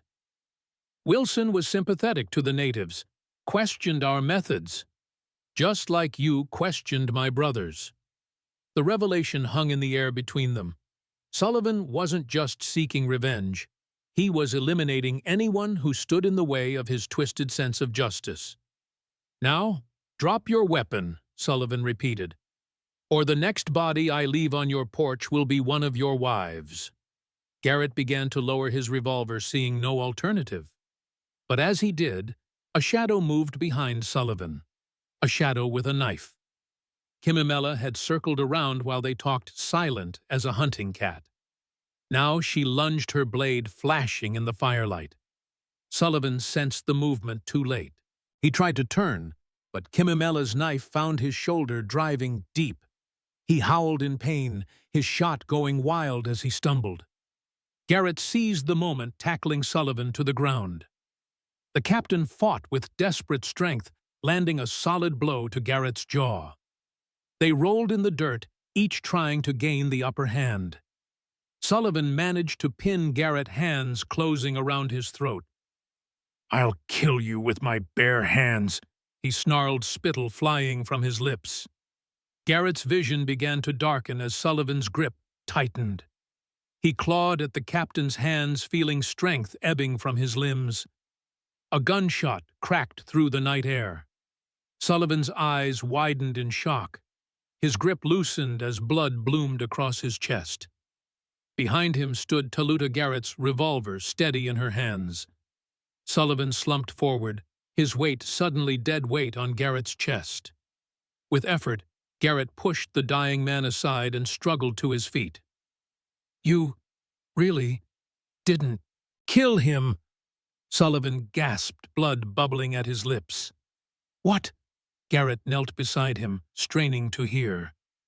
"My brother," Sullivan whispered. "It was Blackwood. He confessed when I hired him. Said my brother was going to report the massacre, had to be silenced." "Blackwood," Garrett repeated in disbelief. "Eli Blackwood killed your brother." Sullivan's eyes were glazing over. "Used you as the scapegoat. Perfect. Deserter.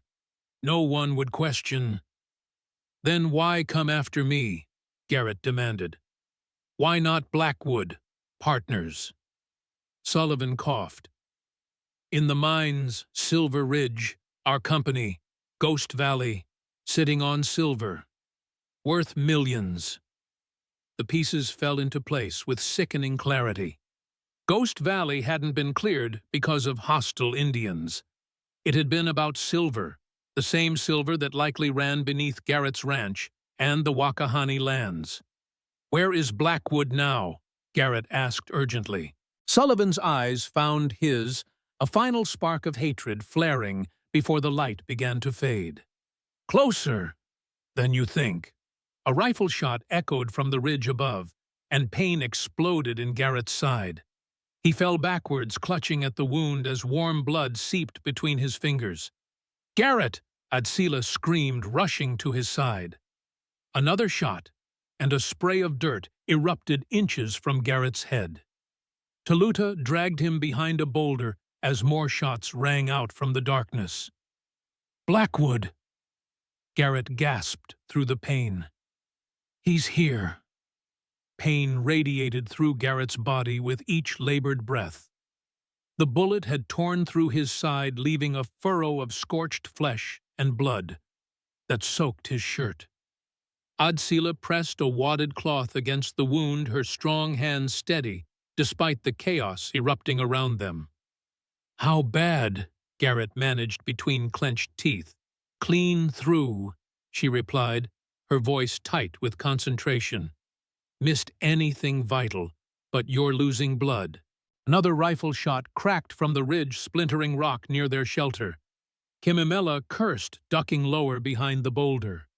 "Blackwood has us pinned," she hissed. "Perfect position up there." Taluta checked Garrett's revolver, 2 bullets remaining. "Not enough," she murmured, eyes scanning their surroundings for an escape route.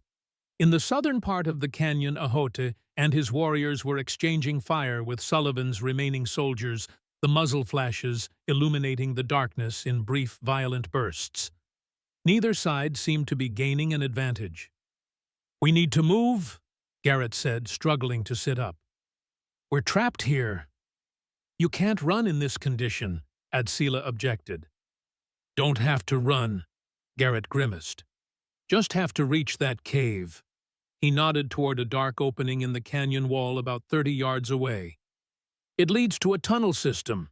Blackwood won't be able to track us through there." Adsila and Taluta exchanged glances. Getting to the cave meant crossing open ground directly in Blackwood's line of fire. "We'll need a distraction," Taluta decided. Kimimela gripped her knife, determination hardening her features. "I'll draw his fire. When he focuses on me, get Garrett to the cave." "No!" Adsila grabbed her sister's arm. "Too dangerous." "We don't have a choice," Kimimela argued. "I'm the fastest. I can keep moving, make myself a hard target." Before anyone could object further, she darted out from behind the boulder, zigzagging across the canyon floor. As predicted, Blackwood immediately shifted his aim, sending shots kicking up dust at Kimimela's heels. "Now," Taluta urged, helping Garrett to his feet. With Adsila supporting one side and Taluta the other, they half-carried Garrett toward the cave entrance. Pain seared through his body with each step, but he forced himself forward, knowing that stopping meant death. Behind them, Kimimela continued her deadly dance, drawing Blackwood's fire, while gradually working her way toward a position where she might flank him. They were 10 yards from the cave when disaster struck. One of Sullivan's men spotted them and opened fire. A bullet grazed Teluta's arm, causing her to stumble. Garrett lost his balance, falling heavily to one knee. Adsila positioned herself between him and the shooter, her body a human shield. "Go!" she shouted to Teluta. "Get him to the cave. I'll hold them off." "Not without you," Teluta protested. "There's no time to argue." Adsila snapped, snatching the revolver from Teluta's hand. "Go!" With agonizing slowness, Teluta helped Garrett to his feet again. They staggered toward the cave while Adsila fired precise shots at Sullivan's men, forcing them to take cover. The darkness of the cave enveloped them like a shroud. Teluta eased Garrett against the wall, then returned to the entrance, peering out anxiously for her sisters. Kimimela appeared first, sprinting across the open ground with Blackwood's bullets chasing her. She dove into the cave, rolling to a stop beside Garrett. "Adsila," she panted. "Still out there." Teluta replied, her voice tight with fear. A final exchange of gunfire, then silence. Moments later, Adsila backed into the cave, the revolver now empty in her hand. Blood trickled from a cut on her cheek, but she was otherwise unharmed. "Two down," she reported grimly. "But Blackwood is still on the ridge, and there are at least 3 soldiers left with guns." "Ahote?" Teluta asked. "I couldn't see. The fighting seems to have moved further south." Garrett pushed himself upright, ignoring the fresh wave of pain. "We need to keep moving. The tunnel branches about 50 yards in. We can lose them in the maze." "You know these caves well," Adsila observed, helping him stand. "I lived in them," Garrett admitted, "after Ghost Valley, for nearly a month." With Adsila and Kimimela supporting him, they moved deeper into the cave. The darkness was absolute, forcing them to feel their way along the rough stone walls. Water dripped somewhere in the distance, the sound echoing eerily. "Stop," Garrett whispered, after they had traveled what felt like 100 yards. "Listen."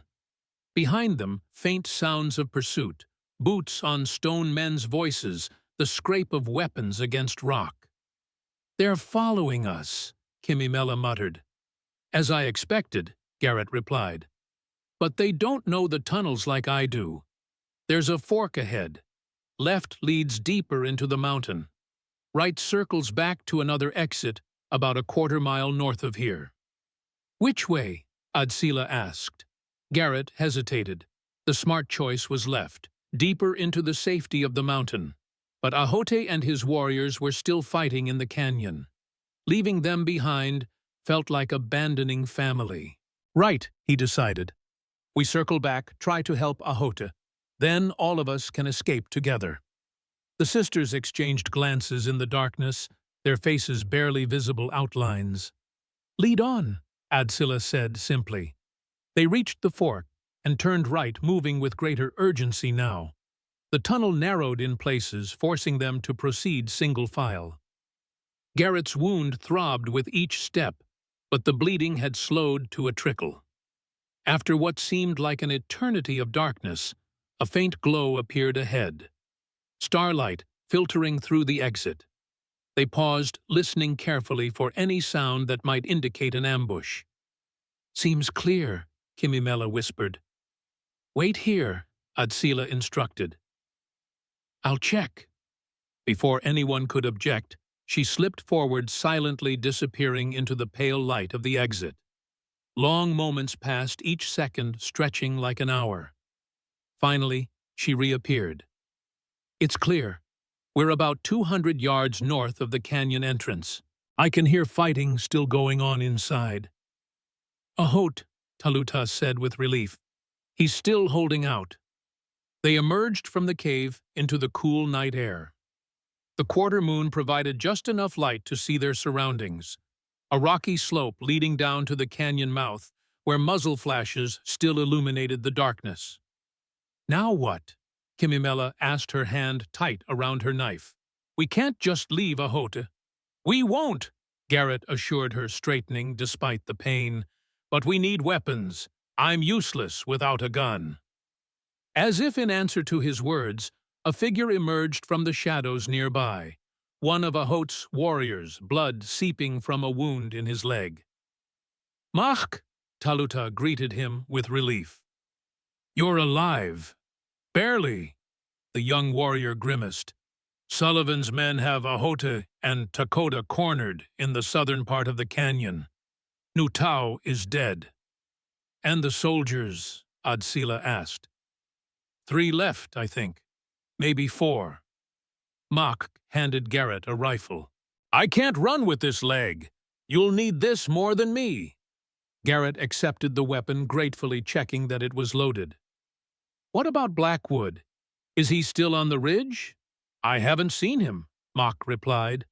"But he could be circling around to cut off any escape." A plan began to form in Garrett's mind. "Mach, can you make it back through the tunnel? Lead Sullivan's men deeper into the mountain. If they follow—" The warrior nodded grimly. "I can do that." "Good. The rest of us will circle around and help Ahote." Garrett turned to the sisters. "This is your chance to run. Mexico is less than 2 days' ride south. You could make it." "Without you," Adsila's voice held a note of disbelief. "I have to finish this," Garrett said firmly. "Blackwood killed Sullivan's brother and blamed me. He's the reason your village was destroyed. Everything that's happened leads back to him and Silver Ridge Mining Company." "Then we finish it together," Kimimela declared, her eyes flashing in the moonlight. "All of us," Taluta nodded in agreement. "Family stands together." The word hung in the air between them. Family. No longer a marriage of convenience or a debt to be paid, but something real and unbreakable. "Family," Garrett echoed, feeling a warmth that had nothing to do with his wound. "All right then, let's go get Ahote." With Mach heading back into the tunnel to lay a false trail, Garrett and the sisters made their way cautiously toward the canyon entrance. Adsila took the lead, her years as a hunter, evident in her silent, precise movements. Taluta supported Garrett, while Kimimela guarded their rear, constantly scanning for any sign of Blackwood. The sounds of gunfire had diminished to occasional shots, suggesting that both sides were conserving ammunition. As they neared the entrance, Garrett motioned for them to take cover behind a cluster of boulders. "We need to know exactly where everyone is before we move in," he whispered. "Kimimela, can you climb up there?" He pointed to a narrow ledge about 15 feet up the canyon wall. "You'll have a better view." She nodded immediately, beginning her ascent with the agility of a mountain cat. The others waited in tense silence. Minutes later, she returned, dropping silently beside them.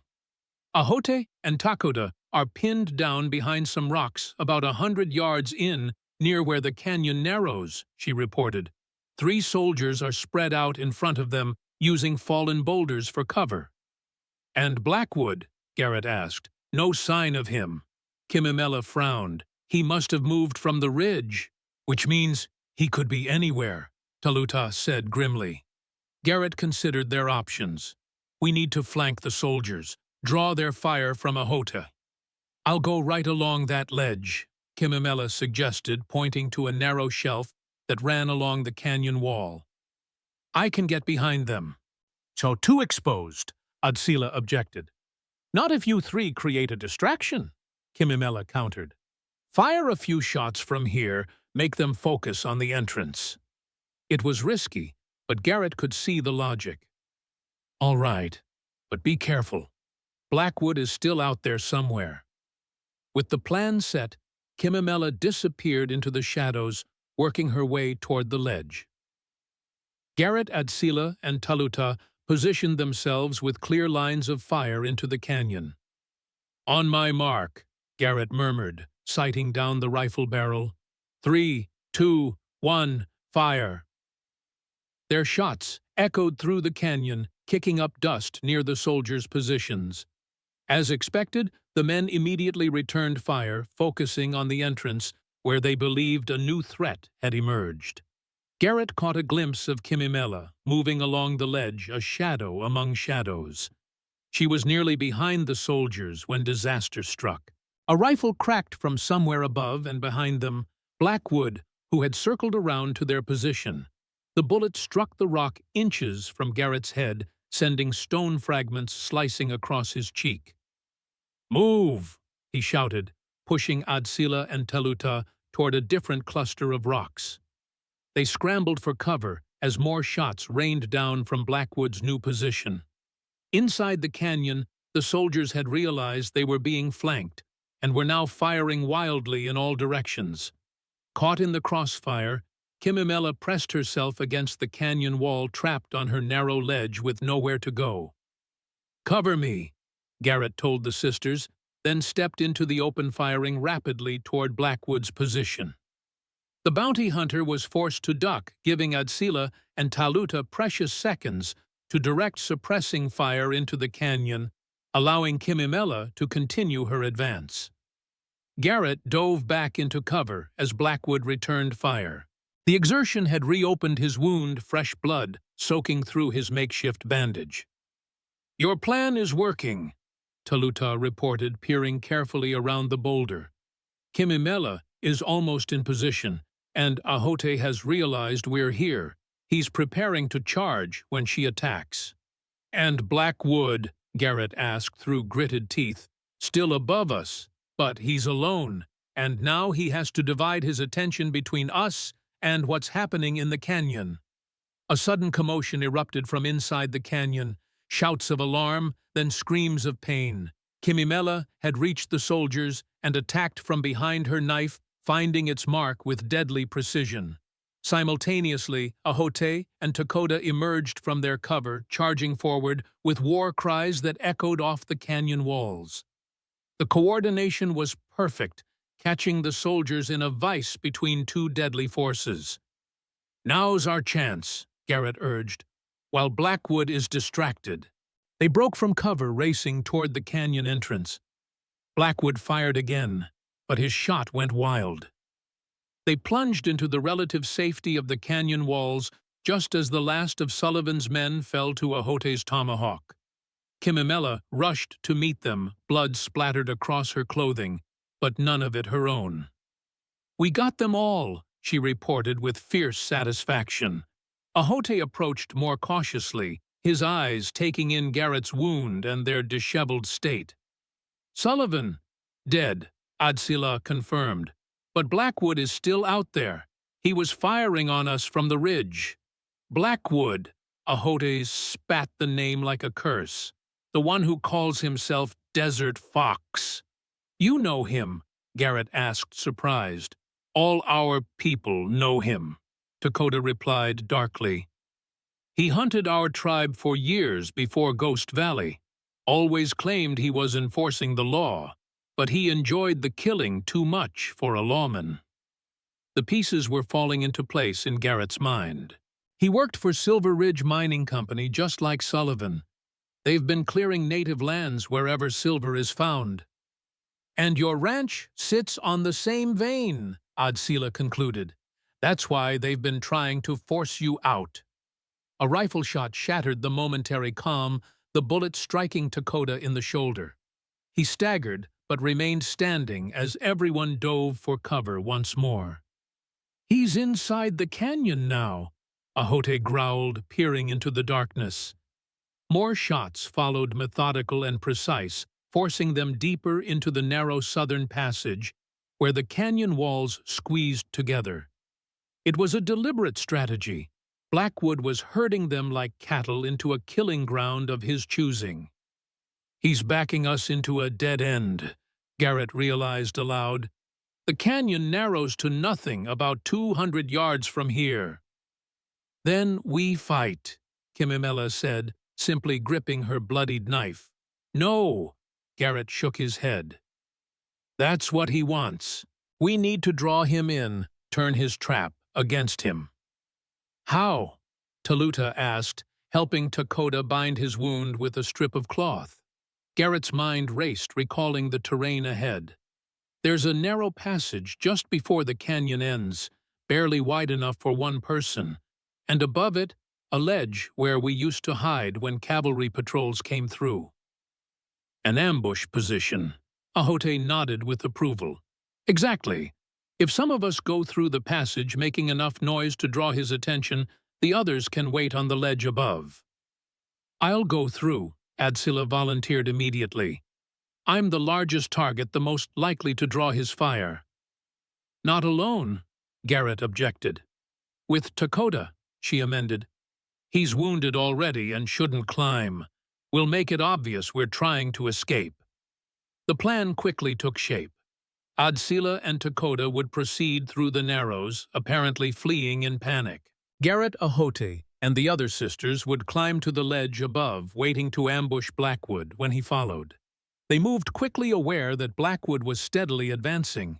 The canyon grew tighter, the walls closing in until they had to proceed single file. Finally, they reached the critical juncture, a crack in the canyon wall barely 3 feet wide that led to a small box canyon beyond. The ledge is there. Garrett pointed to a shelf about 20 feet above. There's a way to climb up around that bend. Adsila gripped his arm briefly. Be careful, she said, her dark eyes holding his for a moment longer than necessary. You too, he replied softly. With a nod to Dakota, Adsila began making her way through the narrow passage, deliberately dislodging small stones to create noise. Dakota followed, his injured arm held close to his body. The others backtracked slightly, finding the hidden path up to the ledge. The climb was challenging, especially for Garrett with his wound, but determination drove him forward. By the time they reached the ledge, sweat soaked his shirt, and his breathing came in ragged gasps.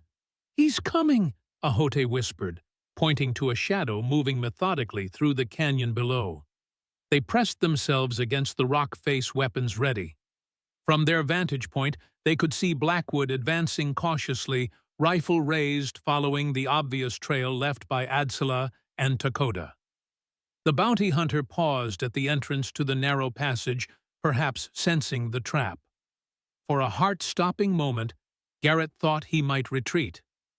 Then the sound of a dislodged stone from beyond the passage seemed to make up Blackwood's mind. He began squeezing through the tight opening rifle first. Ahote raised his hand, signaling for patience. Timing would be everything. They needed Blackwood fully committed to the passage, unable to retreat quickly. When the bounty hunter was halfway through, Ahote dropped his hand. Garrett and Kimimela leapt from the ledge, landing heavily on the canyon floor behind Blackwood.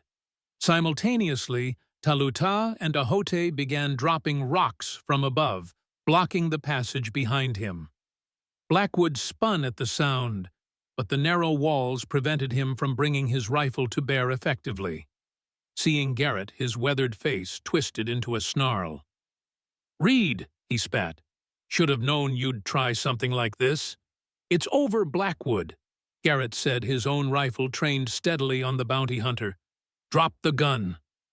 "Over," Blackwood laughed, a harsh sound that echoed off the canyon walls. "This was never going to end anyway. But one of us dead." "Why?" Garrett demanded. "Why frame me for Lieutenant Sullivan's death? Why destroy the Wakahani village?" "Business, Reed. Just business." Blackwood's smile was cold. Silver Ridge needed that land. Sullivan's brother was going to report the massacre, grow a conscience. Couldn't have that. So you shot him and blamed it on me. Perfect scapegoat. Blackwood nodded. Sergeant, with known sympathies for the savages, disappeared during the fight. Who would question it? And Ghost Valley, the Wakahani village, sitting on the richest silver deposit in the territory, Blackwood replied matter-of-factly. Worth millions. Sullivan and I had an arrangement with Silver Ridge. We clear the land. We get a percentage of the profits. You murdered dozens of innocent people for money. Kimimela snarled, her knife glinting in the moonlight. Innocent, Blackwood scoffed. They were obstacles to progress, just like you. In a lightning-fast move, he dropped his rifle and drew a hidden revolver from his belt, firing at Garrett. The bullet grazed Garrett's arm as he dove sideways, returning fire. His shot caught Blackwood in the leg, causing the bounty hunter to stumble back against the canyon wall. But he remained upright, taking aim for another shot.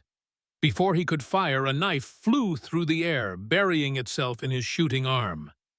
Kimimela's throw was perfect, the blade severing tendons and rendering the limb useless. Blackwood howled in pain, dropping the revolver. He lunged for it with his other hand, but Garrett was faster, kicking the weapon away. "It's over," Garrett repeated, standing over the wounded bounty hunter. "You're going to face justice for Ghost Valley, for the Wakahani, for everything." "Justice?" Blackwood laughed through his pain. "There's no justice out here, Reed. Only power and money. Silver Ridge owns half the judges in the territory." "Not all of them," came Adsila's voice as she emerged from the passage beyond Takoda beside her. "Judge Morris in Prescott is honest. He'll hear our testimony." "Testimony," Blackwood sneered. "The word of a deserter and 3 savage women against a respected businessman. Good luck with that." "Not just their word," Garrett said quietly. "Sullivan confessed before he died. Told me everything about your partnership, about Silver Ridge, about the real reason for Ghost Valley." Fear flickered across Blackwood's face for the first time. He was delirious. Dying men say all sorts of things. And this? Garrett reached into his pocket and withdrew a folded paper. The note that had been left with the dead scout. "Your handwriting, your threat. Evidence of premeditated murder." Blackwood's expression hardened. "You'll never make it to Prescott. Silver Ridge has men everywhere. The moment word gets out that Sullivan is dead, they'll come looking. Then we'd better get moving." Garrett turned to Ahote. "Tie him up. We're taking him with us." With Blackwood securely bound and his wounds roughly bandaged, they began the long journey back through the canyon. Dawn was breaking by the time they emerged, painting the desert landscape in shades of gold and rose. "Which way?" Taluta asked, scanning the horizon. "Prescott," Garrett decided. "It's our only chance for real justice. Judge Morris needs to hear the truth about Silver Ridge, about Ghost Valley, about everything." "Prescott is 3 days' ride," Ahote pointed out. "With wounded men and a prisoner." "Then we'd better get started," Adsila said firmly. They recovered horses from Sullivan's patrol, enough for everyone, including their prisoner. Blackwood was tied securely to his saddle. His wounds tended to ensure he would survive the journey to face justice. As they prepared to depart, Garrett took a moment to look back at Blackwater Canyon, where so much blood had been spilled. The rising sun illuminated the ancient rock formations, indifferent to the human dramas that played out in their shadows. 15 years, he murmured. Ghost Valley has haunted me for 15 years. "And now?" Adsila asked, guiding her horse alongside his. "Now we make sure it wasn't for nothing," Garrett replied. "The truth needs to be told." The journey to Prescott was arduous, particularly for the wounded. They traveled by night, when possible, avoiding main trails where Silver Ridge might have men watching. During daylight hours, they took shelter in remote arroyos and caves, always keeping a vigilant watch. Blackwood remained defiant at first, taunting them with predictions of failure. But as the days passed and they drew closer to Prescott, his bravado began to crack, revealing the desperation beneath. On the morning of the third day, as they crested a ridge overlooking Prescott in the valley below, Blackwood made his final desperate move. Using a shard of stone he had managed to conceal, he cut his bonds while Dakota, weakened by infection in his wound, dozed at his post. Garrett was tending his own wound when Kimimela's warning shout rang out. He turned to see Blackwood charging toward him, the stone shard raised like a dagger. There was no time to draw a weapon. Garrett stepped inside Blackwood's attack, absorbing a cut to his forearm while driving his fist into the bounty hunter's wounded leg. Both men went down in a tangle of limbs, rolling dangerously close to the ridge edge. Blackwood fought with the desperate strength of a cornered animal, his fingers clawing for Garrett's eyes, his teeth snapping at any exposed flesh. Garrett matched him, blow for blow, the pain of his reopened wound forgotten in the life-or-death struggle. They teetered at the edge of the cliff, locked together in a deadly embrace. For a moment, they paused, both men gasping for breath, both aware that the next move could send them plummeting to the rocks below. "It doesn't have to end this way," Garrett panted. "Surrender. Tell the truth about Silver Ridge. You could still save yourself." "Save myself," Blackwood laughed bitterly. "The company would have me killed in prison before I could testify." His eyes hardened. "No, Reed. If I'm going down, I'm taking you with me." With a sudden surge of strength, Blackwood threw his weight sideways, trying to roll them both over the edge. Garrett felt the ground crumbling beneath him, his legs sliding into empty air. Then strong hands grasped his shirt, pulling him back from the brink. Adsila and Kimimela had reached him, their combined strength countering Blackwood's momentum. The bounty hunter snarled in frustration, lashing out with the stone shard, opening a gash across Kimimela's arm. She didn't flinch, her grip on Garrett unwavering. In the struggle, Blackwood lost his balance. For a heartbeat, he teetered on the edge, eyes wide with sudden fear. Then the earth gave way beneath him, and he plunged backward into the abyss, a final curse dying on his lips. Silence fell as they stared at the empty space where Blackwood had been. Finally, Ahote approached the edge and looked down. "He's gone," he reported simply. "The debt is paid." Garrett sagged against Adsila, the adrenaline draining from his body, leaving only exhaustion and pain. "Not yet," he murmured. "Not until the truth is told." They made their way down to Prescott, a strange procession that drew curious stares from townsfolk. 3 native women, 2 warriors, and a bloodied white man, all looking as if they had fought their way through hell itself. Judge Morris was initially reluctant to hear their story, but the mention of Captain Sullivan's name and Ghost Valley opened doors. For hours they testified in the judge's chambers, Garrett recounting the massacre 15 years earlier, the sisters describing the destruction of their village, Ahote corroborating their accounts with his own knowledge of Silver Ridge's systematic campaign against native lands. Most damning was Sullivan's dying confession, witnessed by both Garrett and Taluta, implicating Silver Ridge Mining Company in years of corruption, murder, and land theft. "This is disturbing," Judge Morris said when they had finished his lined-face grave. "If what you say is true, it represents a conspiracy of staggering proportions." "It's true," Garrett affirmed. "Every word, and there will be others who can confirm parts of it. Soldiers who were at Ghost Valley, settlers who witnessed Silver Ridge's strong-arm tactics." The judge was silent for a long moment, weighing the implications. "Silver Ridge has powerful friends," he said finally. "Taking action against them won't be simple." "But you will take action," Adsila pressed. Judge Morris met her gaze directly. "Yes, Mrs. Reed, I will. Justice may be slow, but it cannot be denied forever." He turned to Garrett. "I'll need formal statements from all of you, and you should know this fight has just begun." Silver Ridge won't surrender their empire without a battle. We're not afraid of battles, Kimimela said simply. No, the judge smiled faintly. I can see that you're not. Over the following weeks, the machinery of justice began to turn. Warrants were issued for the arrest of Silver Ridge's directors. Territorial marshals were dispatched to investigate claims of corruption.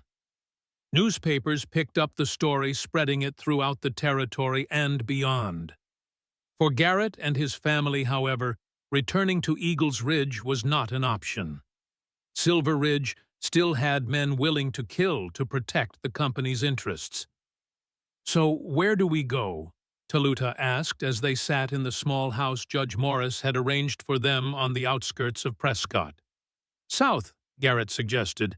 There's land in New Mexico territory, good land far from Silver Ridge's influence. And start over again, Adsila asked, though there was no complaint in her voice, only pragmatism. We still have gold, Garrett reminded her. Enough to buy a decent ranch, build something new. Something honest, Taluta nodded. Something ours, Kimimela added. Ahote, who had remained with them while Takota recovered from his wounds, looked up from sharpening his knife. You would leave Arizona after fighting so hard for justice. The fight isn't over, Garrett assured him. We'll return for the trials, testify as needed. But in the meantime, we need a home, a safe place. Home, Adsila repeated, testing the word. Yes, that's what we need now. A month later, they stood on a hillside overlooking a verdant valley in northern New Mexico territory. A clear stream wound through meadows lush with spring growth. Mountains rose in the distance, their peaks still capped with snow. This is it, Garrett said, surveying the land spread before them. 300 acres, good water, defensible position. It's beautiful, Taluta admitted, her practical nature momentarily overwhelmed by the vista. What will we call it? Kimimela asked, her usual fierceness softened by the peace of the place. Garrett looked at each of his wives in turn. These remarkable women who had begun as strangers became family, and now stood with him at the threshold of a new beginning. Hayamovi Valley, he said finally, in honor of your father, a place where two worlds meet in peace. Adsila smiled, reaching out to touch the arrow-shaped scar on Garrett's chest, visible where his shirt lay open in the warm sun. Father would approve, she said softly. He always said you carried his name on your heart. As they made their way down to the valley floor, Garrett felt a weight lifting from his shoulders. The ghosts of Ghost Valley would never fully disappear, nor should they.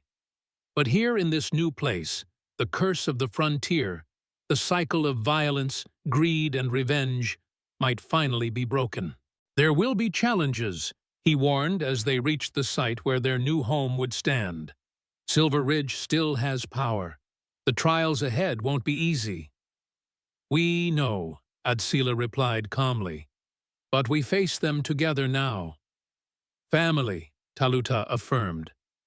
Family, Kimimela echoed, her hand resting on her knife hilt, not in threat, but in promise of protection. Garrett looked at the three women who had entered his life because of a debt, but remained because of something far stronger. Three wives he had never wanted, who had become the family he had always needed. Family. He agreed, the word no longer strange on his tongue, but right and true. As the sun began its descent toward the western horizon, they stood together on land that would be theirs. Not taken, not stolen, but purchased fairly and openly. A place where Garrett Reed, once a failed rancher haunted by ghosts, had found purpose beyond redemption. A place where three sisters refugees from a dying tribe had found belonging beyond survival. The debt was paid. The curse was broken, and in its place, something new had begun to grow. as sturdy and promising as the valley that now stretched before them, waiting to be called home. Word eventually reached them that the Silver Ridge trials had begun in Prescott. Several directors faced charges of corruption, conspiracy, and murder. Judge Morris, true to his word, had pursued justice despite pressure and threats from powerful interests. Ghost Valley and the Wakahani massacre became public knowledge, no longer a shameful secret buried in military reports. Other incidents came to light. Other villages destroyed, other lands stolen for their mineral wealth. The pattern of corruption and violence stretched back decades, implicating officials at every level. Some men would face prison. Others would escape justice through wealth or connections. The system was imperfect, the outcomes incomplete. But the truth had been spoken aloud, recorded in court documents and newspaper accounts, impossible now to erase from history.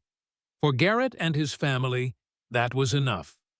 The dead could not be brought back. The past could not be undone. But the future, their future, was theirs to shape. In Hyamovi Valley, they built not just a ranch, but a sanctuary. Word spread among the scattered remnants of the Wakahani and other displaced tribes there was a place where they could find work, respect, and safety. Gradually, a community formed, neither fully native nor fully white, but something new and unique to the frontier. Ahote remained with them, becoming Garrett's partner in the ranch and a bridge to the native workers who sought employment there. His initial distrust had transformed into a brotherhood forged in battle and cemented in peace. On a warm evening in their second summer, as they sat on the porch of the house they had built together, Adsila placed a hand on Garrett's arm. "There's something you should know," she said, her voice carrying an unusual note of hesitation. "Something we've decided." Garrett looked up, noting that all three sisters had gathered close, their expressions solemn yet somehow expectant. "What is it?" he asked. "Among our people," Taluta explained, "marriages were not always about what they are between us now." Garrett felt a flutter of concern. "I don't understand." "What my sister is trying to say," Kimimela interjected with her usual directness, "is that we want real marriages now, not just arrangements for protection or convenience." "Real marriages," Garrett repeated, beginning to understand. "You mean, we have been your wives in name for over a year," Adsila said softly. "We would like to be your wives in truth." The request hung in the air between them, vulnerable and profound. Garrett looked at each woman in turn, Adsila with her quiet strength, Taluta with her thoughtful intelligence, Kimimela with her fierce loyalty. Women who had fought beside him, bled beside him, built a life beside him. "I would be honored," he said simply.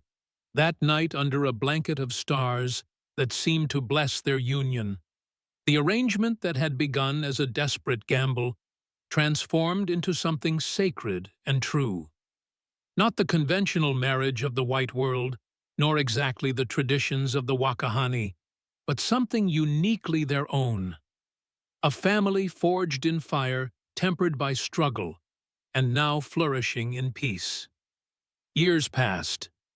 The ranch prospered. Children came. First a son with Adsila, then twin daughters with Taluta, finally another son with Kimimela. The bloodlines of two worlds mingled, creating a new generation that carried the best of both heritages. Silver Ridge Mining Company eventually collapsed under the weight of scandal and legal battles. The silver deposits beneath Eagles Ridge and the former Wakahani lands remained untouched, a memorial of sorts to those who had died protecting them. Garrett aged with dignity, the gray in his hair a testament to years lived fully, rather than the burden of guilt he had once carried. His scar remained, the arrow-shaped mark left by Hyamovi's healing hands, a reminder of where his journey had begun. Sometimes, on quiet evenings, he would tell the children stories of Ghost Valley and Blackwater Canyon, of Chief Hyamovi, and the debt that had brought their family together. Not to dwell in the past, but to ensure that its lessons were not forgotten. The frontier has always been cursed with greed and violence, he would tell them, but it is also blessed with the possibility of redemption, of building something new from the ashes of the old. And as he spoke these words, his three wives, now partners in every sense, would exchange glances of quiet understanding. For they had lived that truth, transformed that curse into blessing, and created a home where the wounds of the past could finally heal. In Hiamovi Valley, where two worlds met in peace, the debt was paid in full. And what had once been a burden became the greatest gift of all, a family bound not by obligation, but by love.